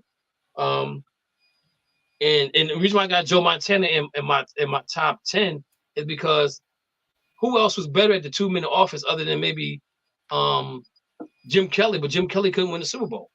But how does that Joe make Montana him a better did it? Yeah, how does that make him a better athlete? Well, let me finish what I got going to say to you. Because why does that make Joe Montana a better athlete than Jim Kelly? Is that what you said? Well, a better athlete than other athletes. Well, no, I'm going to explain to you why I felt that he's a better athlete. Because Joe Montana, during this time period, in the 2-minute offense, he never looked over the side and said, "What's the play?" He ran that 2-minute offense by himself. He didn't put his hands on his ears to hear anything. He ran that 2-minute offense. Jim Kelly was better at running 2-minute offense, but he couldn't win no Super Bowls. Joe Montana took the team down. Was 98 yards against Cincinnati? He took him down the field in 2 minutes, and then nobody called a play for him. Bill Walsh said, "Go ahead and do your thing." But how does that make him a better athlete? I think that's the problem. We need to define what athlete means to each one of us. Because each one of us is different. I'm not putting Joe Montana ahead of LeBron. Why not? LeBron's a better athlete than Kobe. Joe Montana's not. But his skill level don't. We're talking athletic. Well, no, I'm talking athletic skills because he has to be. Okay, so like Mo said, if you define an athlete is a guy that plays at a high level of a sport. It doesn't mean if it's 1, 2, or 3 sports, but what Joe Montana did against Cincinnati Bengals in the Super Bowl, drove the team down the field without even looking at the sideline. He called his own plays. That's incredible. Because if you look at football right now, there's not one quarterback, I think, other than Patrick Mahomes, Aaron Rodgers, are the only 2 quarterbacks right now I think that can run the offense by themselves without even looking at the offensive coordinator. Every other quarterback, I think, in the NFL, I may be missing somebody. They're always putting their hands to the head to hear what's going on. So they've been force fed the information. Where you look at Jim Kelly, you look at Roger Staubach, you look at Joe Montana, look at Fran Tarkenton. Those guys did it without that. They ran the 2-minute offense. Yeah. And don't forget about Dan Fouts. He was the ultimate dude. You know what I'm saying? And then let's throw Dan Marino in there. You know what I'm saying? Dan Marino will be in the top 10 if he won a Super Bowl. But his stats are nice. But the dude could ball. But today, if you look at today's quarterbacks, every time they run a play, first thing they do is put their hands on the helmet so they can get a play ran. So you should be able to run the offense without even doing that. I'm gonna give you a prime example. Yeah, the game has changed so much. It has. But again, they're not allowing these quarterbacks to do that. But they should be able to allow the quarterbacks. And I'm gonna give you a prime example. Dak Prescott is not going to have the control of a game that he wants this year coming up because the coach don't want to be fired. So if the coach get fired, he's going to get fired before him doing stupid stuff, then him doing the right thing and letting Dak Prescott do what he do best, is throw the ball. You know what I'm saying? Because he said, which player are you talking about he's going to throw it to? CeeDee Lamb or whoever you're going to throw it to on the Cowboy team. But he on the Cowboys team. Yeah. I didn't know if you get the other team players too. Oh no. But if you think about it though, like McCarthy said, we scored too fast, and so that hurts our defense, which didn't make sense to me. That doesn't really make sense because it is what it is. You know what I'm saying? If you're good, you're good. You know, but I'm just saying though, I think in being that I'm older and I've looked at football and I say, okay, and that's why I threw Joe Montana in there, in my opinion. You know, and I got Bo Jackson number 10. His career was cut short because of an injury, but Bo was a bad dude. Bo was a bad dude. And I'm gonna throw Michael Jordan in there because Michael Jordan could have been, if he never left the game of basketball, he probably would be the closest player to breaking Bill Russell's record of 11 championships if he would have stayed. Because I don't know. I think when Michael Jordan playing, I would love to see Michael Jordan play against Hakeem Olajuwon. That's what I want. That would have been the ultimate one. You know what I'm saying? I want to see. I tell you the best athletic competition I would ever want to see. Len Bias versus LeBron James. Ooh.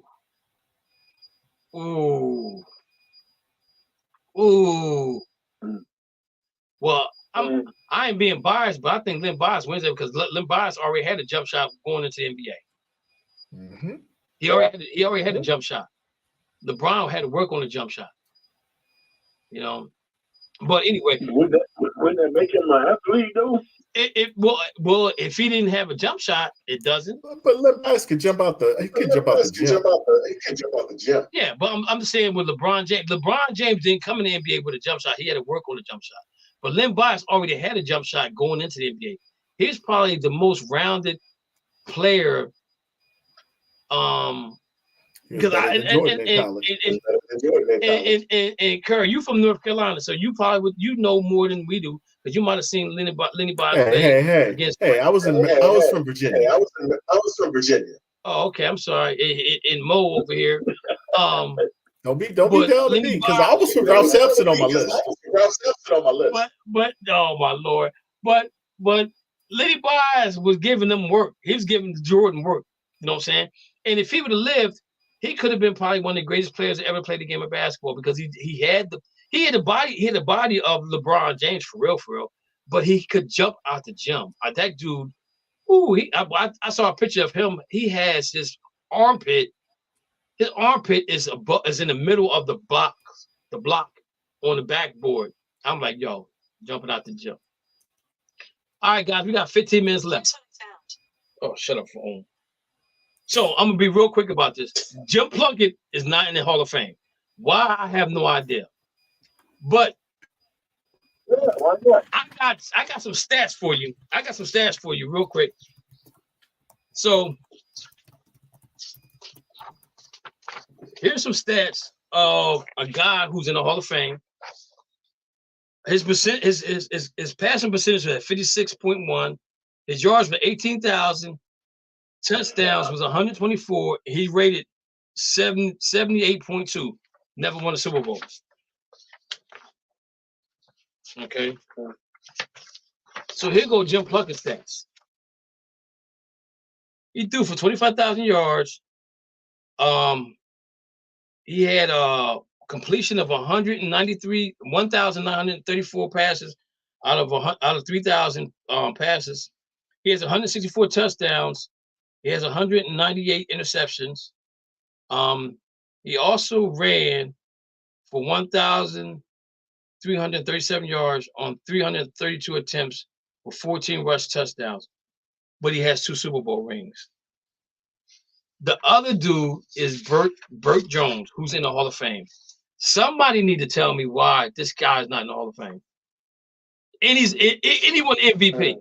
Now his record is not that good. And I'm gonna listen I want you guys to listen to this real quick. Him and Eli's numbers are almost similar, right?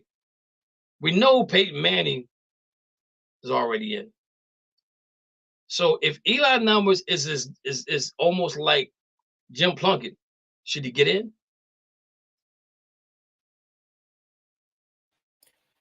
There's a difference with Eli, though. Okay, let's talk about it. Why? Why? He beat one man twice. 2-0 versus him in the Super Bowl. Okay, I applaud you on that. That's the only thing I give. That's the only thing I give. That's the only thing. He was an average quarterback until he got to the Super Bowl versus Brady. And I guarantee, and I'm telling you, if you look it up, I think his winning was he's a little. He might be I want to say 9 or 10 wins. He's like 50-50. Yeah, he might be 9 or 10 wins over 500. But look at the time Jim Plunkett played. He had the one bar. They could mollywop the quarterback. You know what I'm saying? They could do whatever they want to do to the quarterback. You know what I'm saying? And he wins the MVP in the game in Super Bowl, and he comes back and wins another Super Bowl. Now his stats in New England wasn't that good. You know what I'm saying? But as a Raider, his numbers were nice. You know, and so I'm just trying to figure out why he can't get in the Hall of Fame. So that's why I'm saying some guys to Matthew, Curry, Mo, and forgive me, Lou, and Dana, who fall asleep. I think he worked overtime.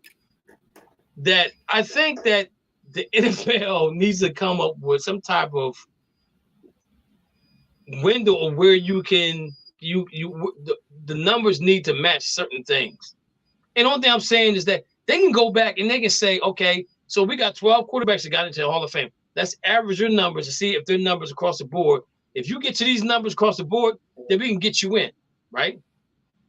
I'm just saying. The same thing with wide receivers. Super Bowls do have something to do with it, I think. You know what I'm saying? But maybe Super Bowls don't because Jim Kelly's in. But look how good Jim Kelly, Dan Marino's in. Like, do you think Joe Theismann should be in? You know what I'm saying? So what's the kind of Plunkett threw 34 more interceptions than touchdowns. He threw 34 more interceptions than TDs. He still had 62 fumbles on top of that too. I just think about Plunkett. I think about all the turnovers he had. Great arm. I just don't see it. I don't see it. And I see why he hasn't got in. I think he's going to get in eventually from the old committee, just like Joe Klecko just got in. But I don't think he has the numbers to support. He is a great quarterback.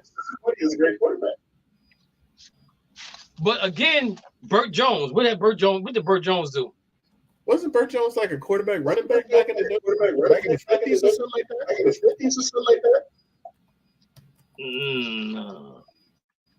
No. Because he was a quarterback for the Colts. Right? Yeah. I didn't get his stuff. I didn't pull his stuff up. But I'm just saying though. I'm just using Burt Jones as an example of a guy that got in the Hall of Fame. Was Jim Plunkett not user friendly back then? You know what I'm saying? Like for example, Ricky Waters is not in the Hall of Fame. He played with 3 different teams and won 2 Super Bowls, right? He won a Super Bowl with he won a Super Bowl with the San Francisco 49ers. And that's what I think. Okay, he won 2 Super Bowls with 49ers, if I'm not mistaken. He ended up playing with the Eagles and he played with somebody else. He played with 3 different teams, I think. Seahawks, wasn't it? Seahawks. So if you look at his stats equal a Hall of Famer, but they saying that he was not user friendly to the people that vote for him. And I got a problem with that because if your numbers speak for yourself, regardless if he spoke to you or not, put the man in the Hall of Fame. You know what I'm saying? And I think the same thing with Jim Plunkett. You know, I don't know what type of person he was with the media, but you never heard anything bad about the guy. You know, look how long it took Jim Flores to get. He just got in 2021. You know what I'm saying? Here's the weird thing. Go ahead.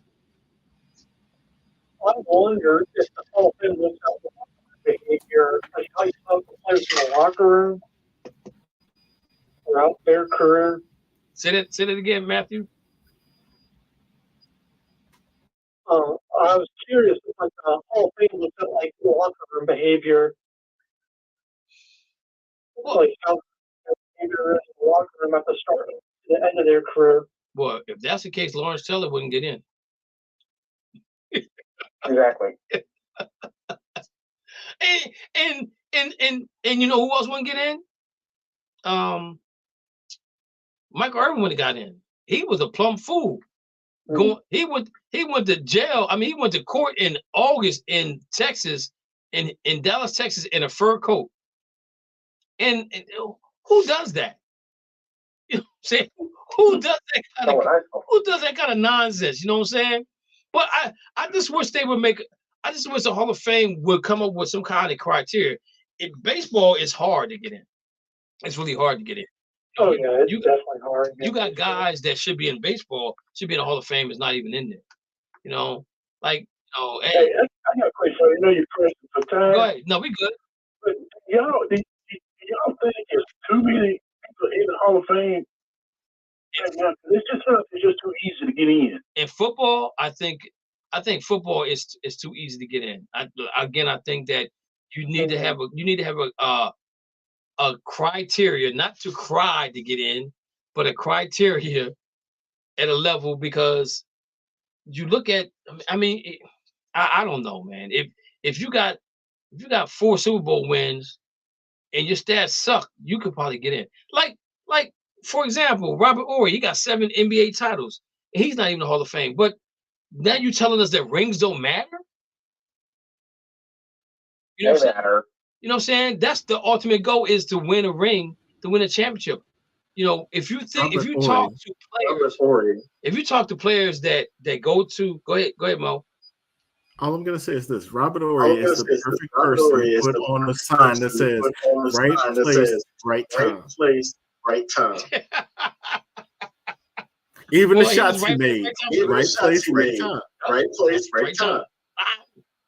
I don't disagree with you. I don't disagree. Totally agree. But he got 7 titles. So does he? So he got 7 titles, but why shouldn't he get in? Because John Havlicek got 7 titles. He's in the Hall of Fame. You see what I'm saying? So what is the criteria to get in? Because the media don't want to make one, because now that eliminates some of the players that's been friendly to them, and they talk to them, and they give all interviews. And when you sit down, they said, "You want a cup of tea? I got my Curate here. Have sip some tea with me while we talk." oh, he's so nice. I can't wait till he retire so we can put him in Hall of Fame type of situation. You know what I'm saying? Because in all honesty, think about Aaron Rodgers. There's a lot of media people don't like him at all. They think he's very arrogant, but his numbers speak for itself. Yeah. Look at my opinion. I think the Hall of Fame is tainted anyway. Oh yeah. I mean, why did it take so long for Zach Taylor to get into the Hall of Fame?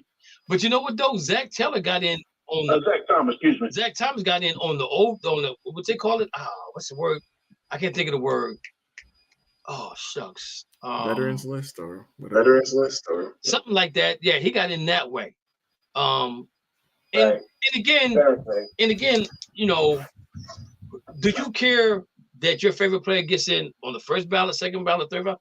It's Hall of Fame jacket that says Hall of Fame. Yeah. Like Marshall Faulk is one of my favorite players that ever played for the Rams. He got in first ballot. You know, he's in. I don't care if he got in first, second, or third. And that sometimes to some people it don't really matter. But Kerry, I get your point though. You know, and let's take Joe Klecko. He was one of the dirtiest football players out there that played the game. You know what I'm saying? But he got in. But he got in. You know what I'm saying?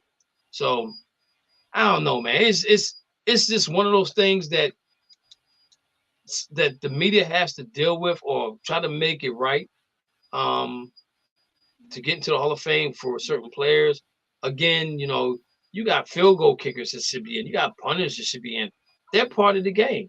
You may not think they're important, but if you get a field goal kicker that out of 9 out of 10 times can give you a coffin kick in the corner with at least 9 players running to him, and he can do that.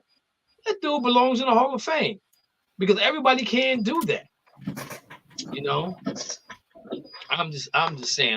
That's just the way I look at things. I mean, maybe I'm a little biased to certain things, but I just think that sometimes the Hall of Fame is tainted. Even with basketball, I think it's hard. I think basketball has an issue getting guys in the Hall of Fame as well.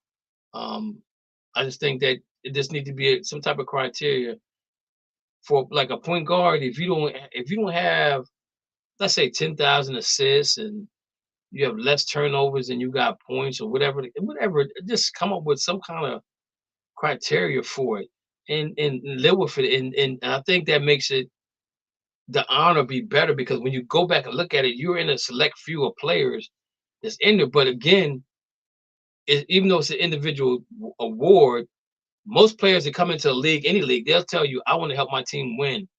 And they say, I want to help my team win championships. They don't say, I want to get into the Hall of Fame.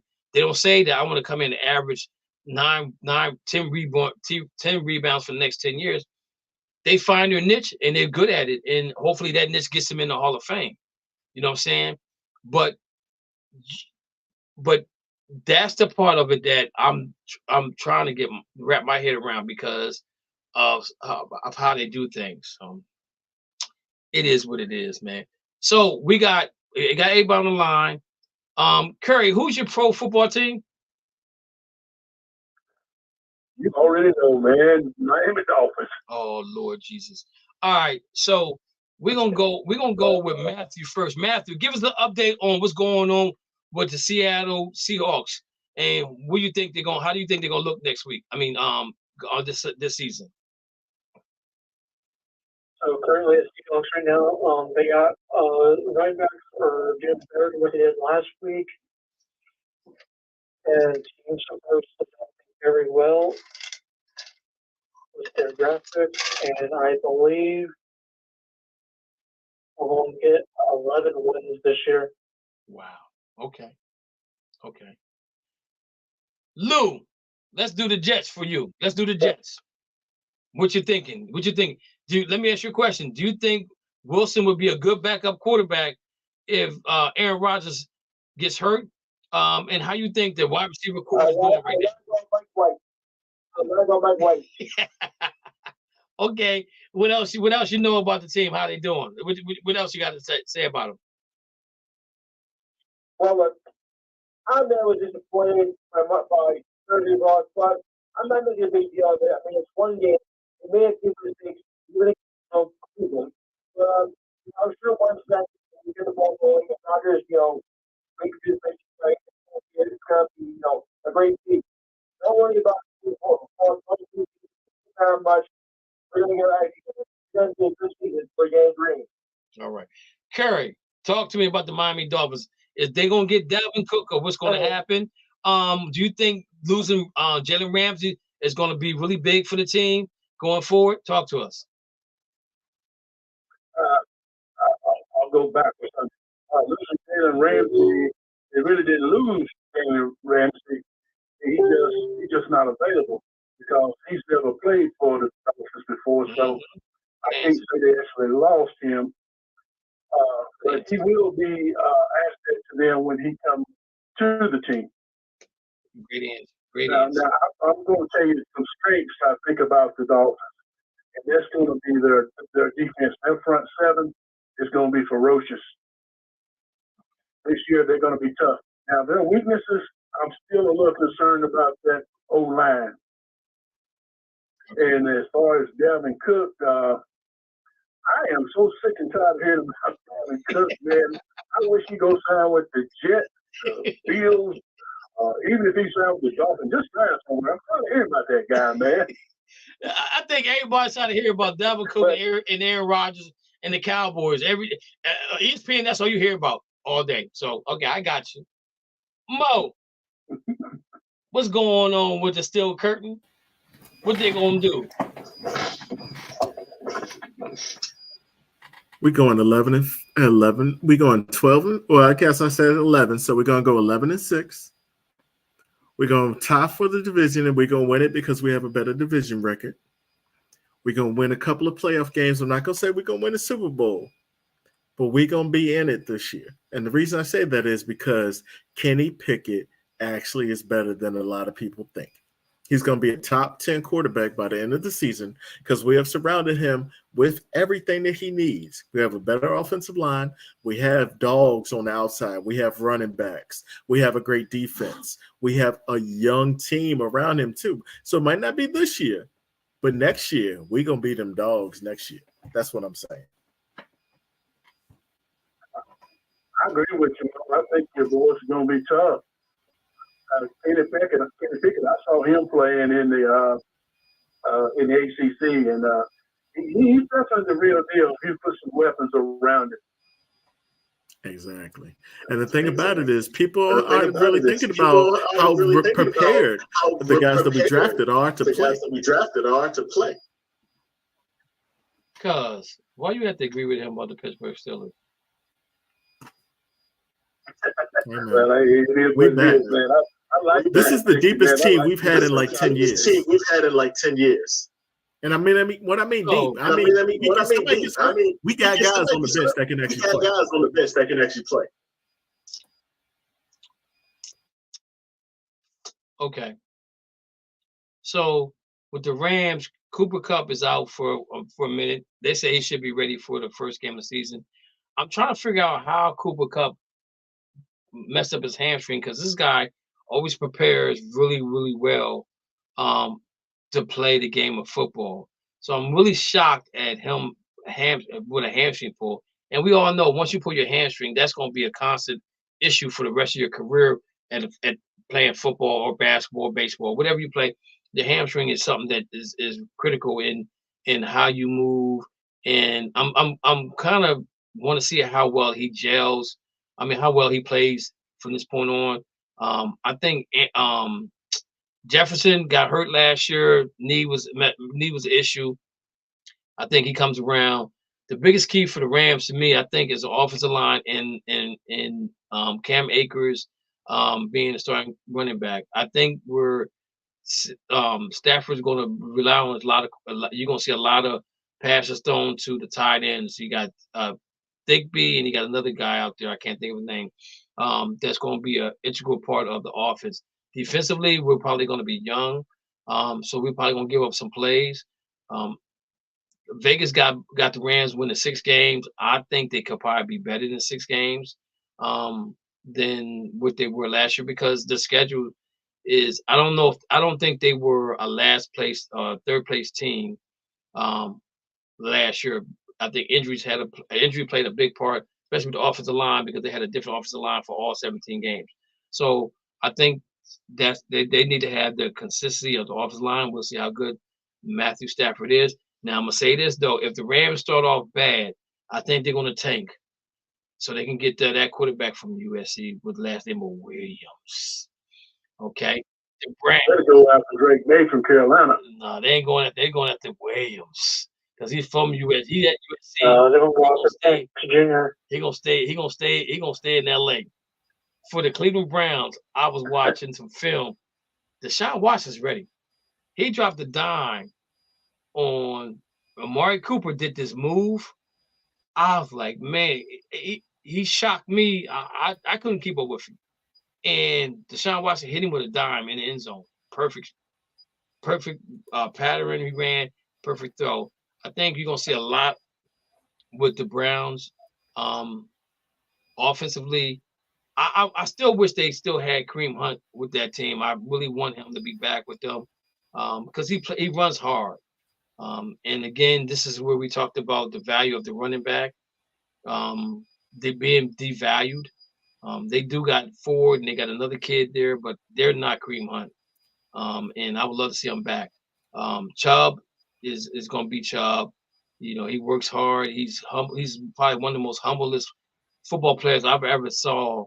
Because when the season's over with, you'll hear nothing about him. He's not on social media. And actually, I think where he lives at in Georgia is their family owns the town, I think. So he has a lot of family around him. So defensively, I want to see what the Browns look like. They drafted a defensive tackle, defensive end that go along with Jason Garrett. Jason Garrett with Myles Garrett. And the key to Myles Garrett is if you're gonna be a leader, be a leader. Don't be out here driving 100,000 miles an hour on a road that has a sharp left turn and you don't see it coming, because that's not what leaders do. Step up and be the leader of the defense that you need to be. Rally around, have them rally around you and be really good at what you do. That's all I'm asking for Myles Garrett to do with that team. Stefanski, out of all the teams that we talked about, we didn't talk about Dallas, but I think their coach is on the hot seat. Stefanski definitely is on the hot seat this year. Only thing can stop him from not being on the hot seat is maybe some crucial injuries at the end of the season. But if he doesn't win at least 10 games, he's probably going to be out of there. And I don't know who's coming next, because I wanted Sean Payton to just wait for a minute, not go to Denver and deal with that prima donna up there and come to Cleveland. So that's what's going on. Who else might be on the hot seat? Who's that? Bill Belichick. I heard that. I know one coach I know one coach didn't get no contract extension. Mo, you know who that is? Mike Tomlin. Yeah.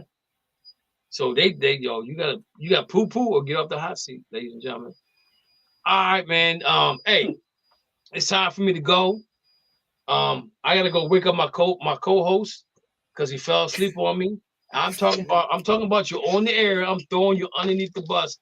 You think your sister got to you? Wait till you, man. Don't Dana, I'm telling you right now, when you see the show, don't inbox me. You gotta pick the phone and call me, because I got some words for you, brother. I know you tired.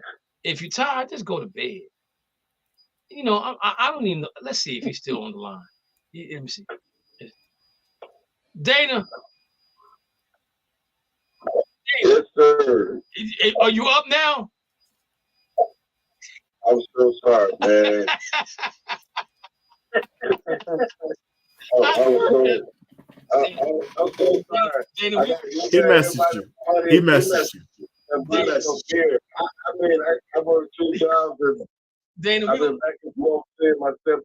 I'm not making an excuse. Dana, that's why we're gonna Dana, that's why we're gonna let it go by, because we know the situation with your father. We're gonna allow that. We're gonna allow that to, we gotta let that thing take its course. So we cool with that. You know what I'm saying? I know it's not professional. But it's not professional. Yeah, because Helen Marie's she's like, That sounds like train tracks. It's I'm so sorry. I said to her, I said that's what the NBA players sound like from the United States when they fall asleep. Oh God, I didn't mean. I'm sorry. I didn't mean. I'm sorry, Miss Helen. Mo did a double take. On you. And Curry came in to back you up with the Dolphins, everything. You know what I'm saying? So, you better think. Yeah. Oh. I was listening. He didn't finish. Yeah, he did. What I wanted to say, Dalvin Cook was signed with the Dolphins by Friday. You gonna give more money? I got a reliable source. And he will sign by Friday. Well, you told us that Tom Brady was going to still be the quarterback from a reliable source. I listened. No, Giselle had other players. He drove that man crazy. More money, more problems. All right, man. We're gonna let y'all go. I want to apologize to the team. I'm so sorry. Danny, we're going to let you go because you got family things going on. We understand. You know what I'm saying? We're a family-oriented show. But next week, we'll probably get a chance to talk about street clothes and Jaylen Brown getting the bag. They're saying that there are bets on who's going to be the first $100 billion player in Vegas. I got to find out who it is. They had it on you mean $1 billion? On NBA. You mean $1 billion? Yeah, $1 billion. But I said 100 billion. I mean 1 billion. I'm sorry. Yeah, 1 billion. I forgot who they said it was because I turned my car off and didn't hear who it was. Somebody that's 5 years old right now. I think it was John. I think they were talking about Giannis. I think they're saying it might be. I think they were saying it could be Giannis. I can't remember. It's got. They don't go longer than 5 years. Yeah, I can't remember, but they talked about it on NBA channel. So man, I appreciate y'all guys coming in. Hey Matthew, I appreciate you calling in, man, giving us some intake on that Pac-10 situation out there. Just a mess.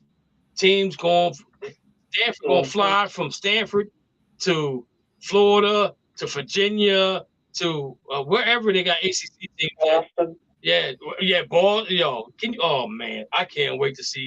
I just can't wait to see USC play in the snow.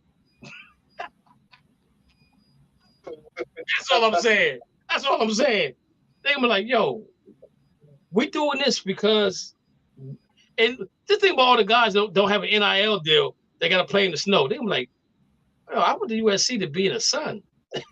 Yeah.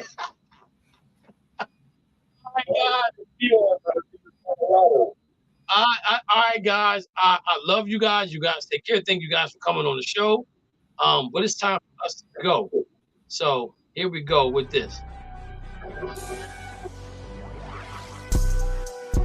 Hello, and thank you for tuning into the In the Zone Sports Talk Show Network, LLC, where you can find the best in sports talk television and radio shows. Mondays, check out the Just Us Sports Talk Show from 7 p.m. to 9 p.m. Eastern Standard Time with your hosts, Kevin L. Dixon and Dana Clark. Then Tuesday, we have the Stars Talking Cowboys Sports Show from 7 p.m. to 9 p.m. Eastern with your hosts, Sean Fox, K Boogie, and Cowboys Nikki. And on Wednesday, tune in for the Out the Block Sports Talk Show from 8:30 p.m. to 9:30 p.m. Eastern Standard Time with hosts Robert Lewis, Donna Hainsworth, and Brett Shields. Then meet up with us on Saturday for the Enhanced Sports Talk Show from 4 p.m. to 6 p.m. Eastern with hosts Lou Tenor and Steve Davidson. We also have the DMV Sports Talk Show from 6 p.m. to 7 p.m. Eastern with your host Razul McGee. As well, we have the Shamrock Sports Talk Show from 7 p.m. to 8 p.m. Eastern with Igor Mitic and Andy Vernon. Finally, rounding out the week, we have on Sunday, That's Not How We See It Sports Talk Show from 8 p.m. to 10 p.m. Eastern with your host, Alfred Wallace, Tony Wallace, and Harold Robinson III. These shows come to you by way of the In the Zone Sports Talk Show Network, LLC. Be sure to download the Try99 TV app on any smart device and subscribe to In the Zone Sports Talk Television. The cost is $4.95. Thank you in advance for your support.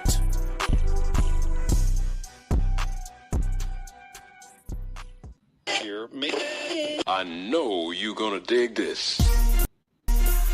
Thank you for listening to the Just Us Sports Talk Show. You have been entertained in the sports world by Kay Dix from Harrisburg, Pennsylvania, the small city with a large heart, Dana the Hater Clark from St. Petersburg, Florida, and Murray E. Baskerville from Gotta Be More Careful, Baltimore, Maryland. Remember, we throw stones and we do live in glass houses. Big time players make big time plays and big time games. Stay ready to be ready. You have been listening to an In the Zone Sports Talk Radio production. Remember, you can hear us again on star107fm.com on Saturdays from 11 a.m. to 1 p.m. Eastern Standard Time. Be sure to download the Try99 TV app on any smart device and subscribe to In the Zone Sports Talk Television. The cost is $4.95. Thank you in advance for your support.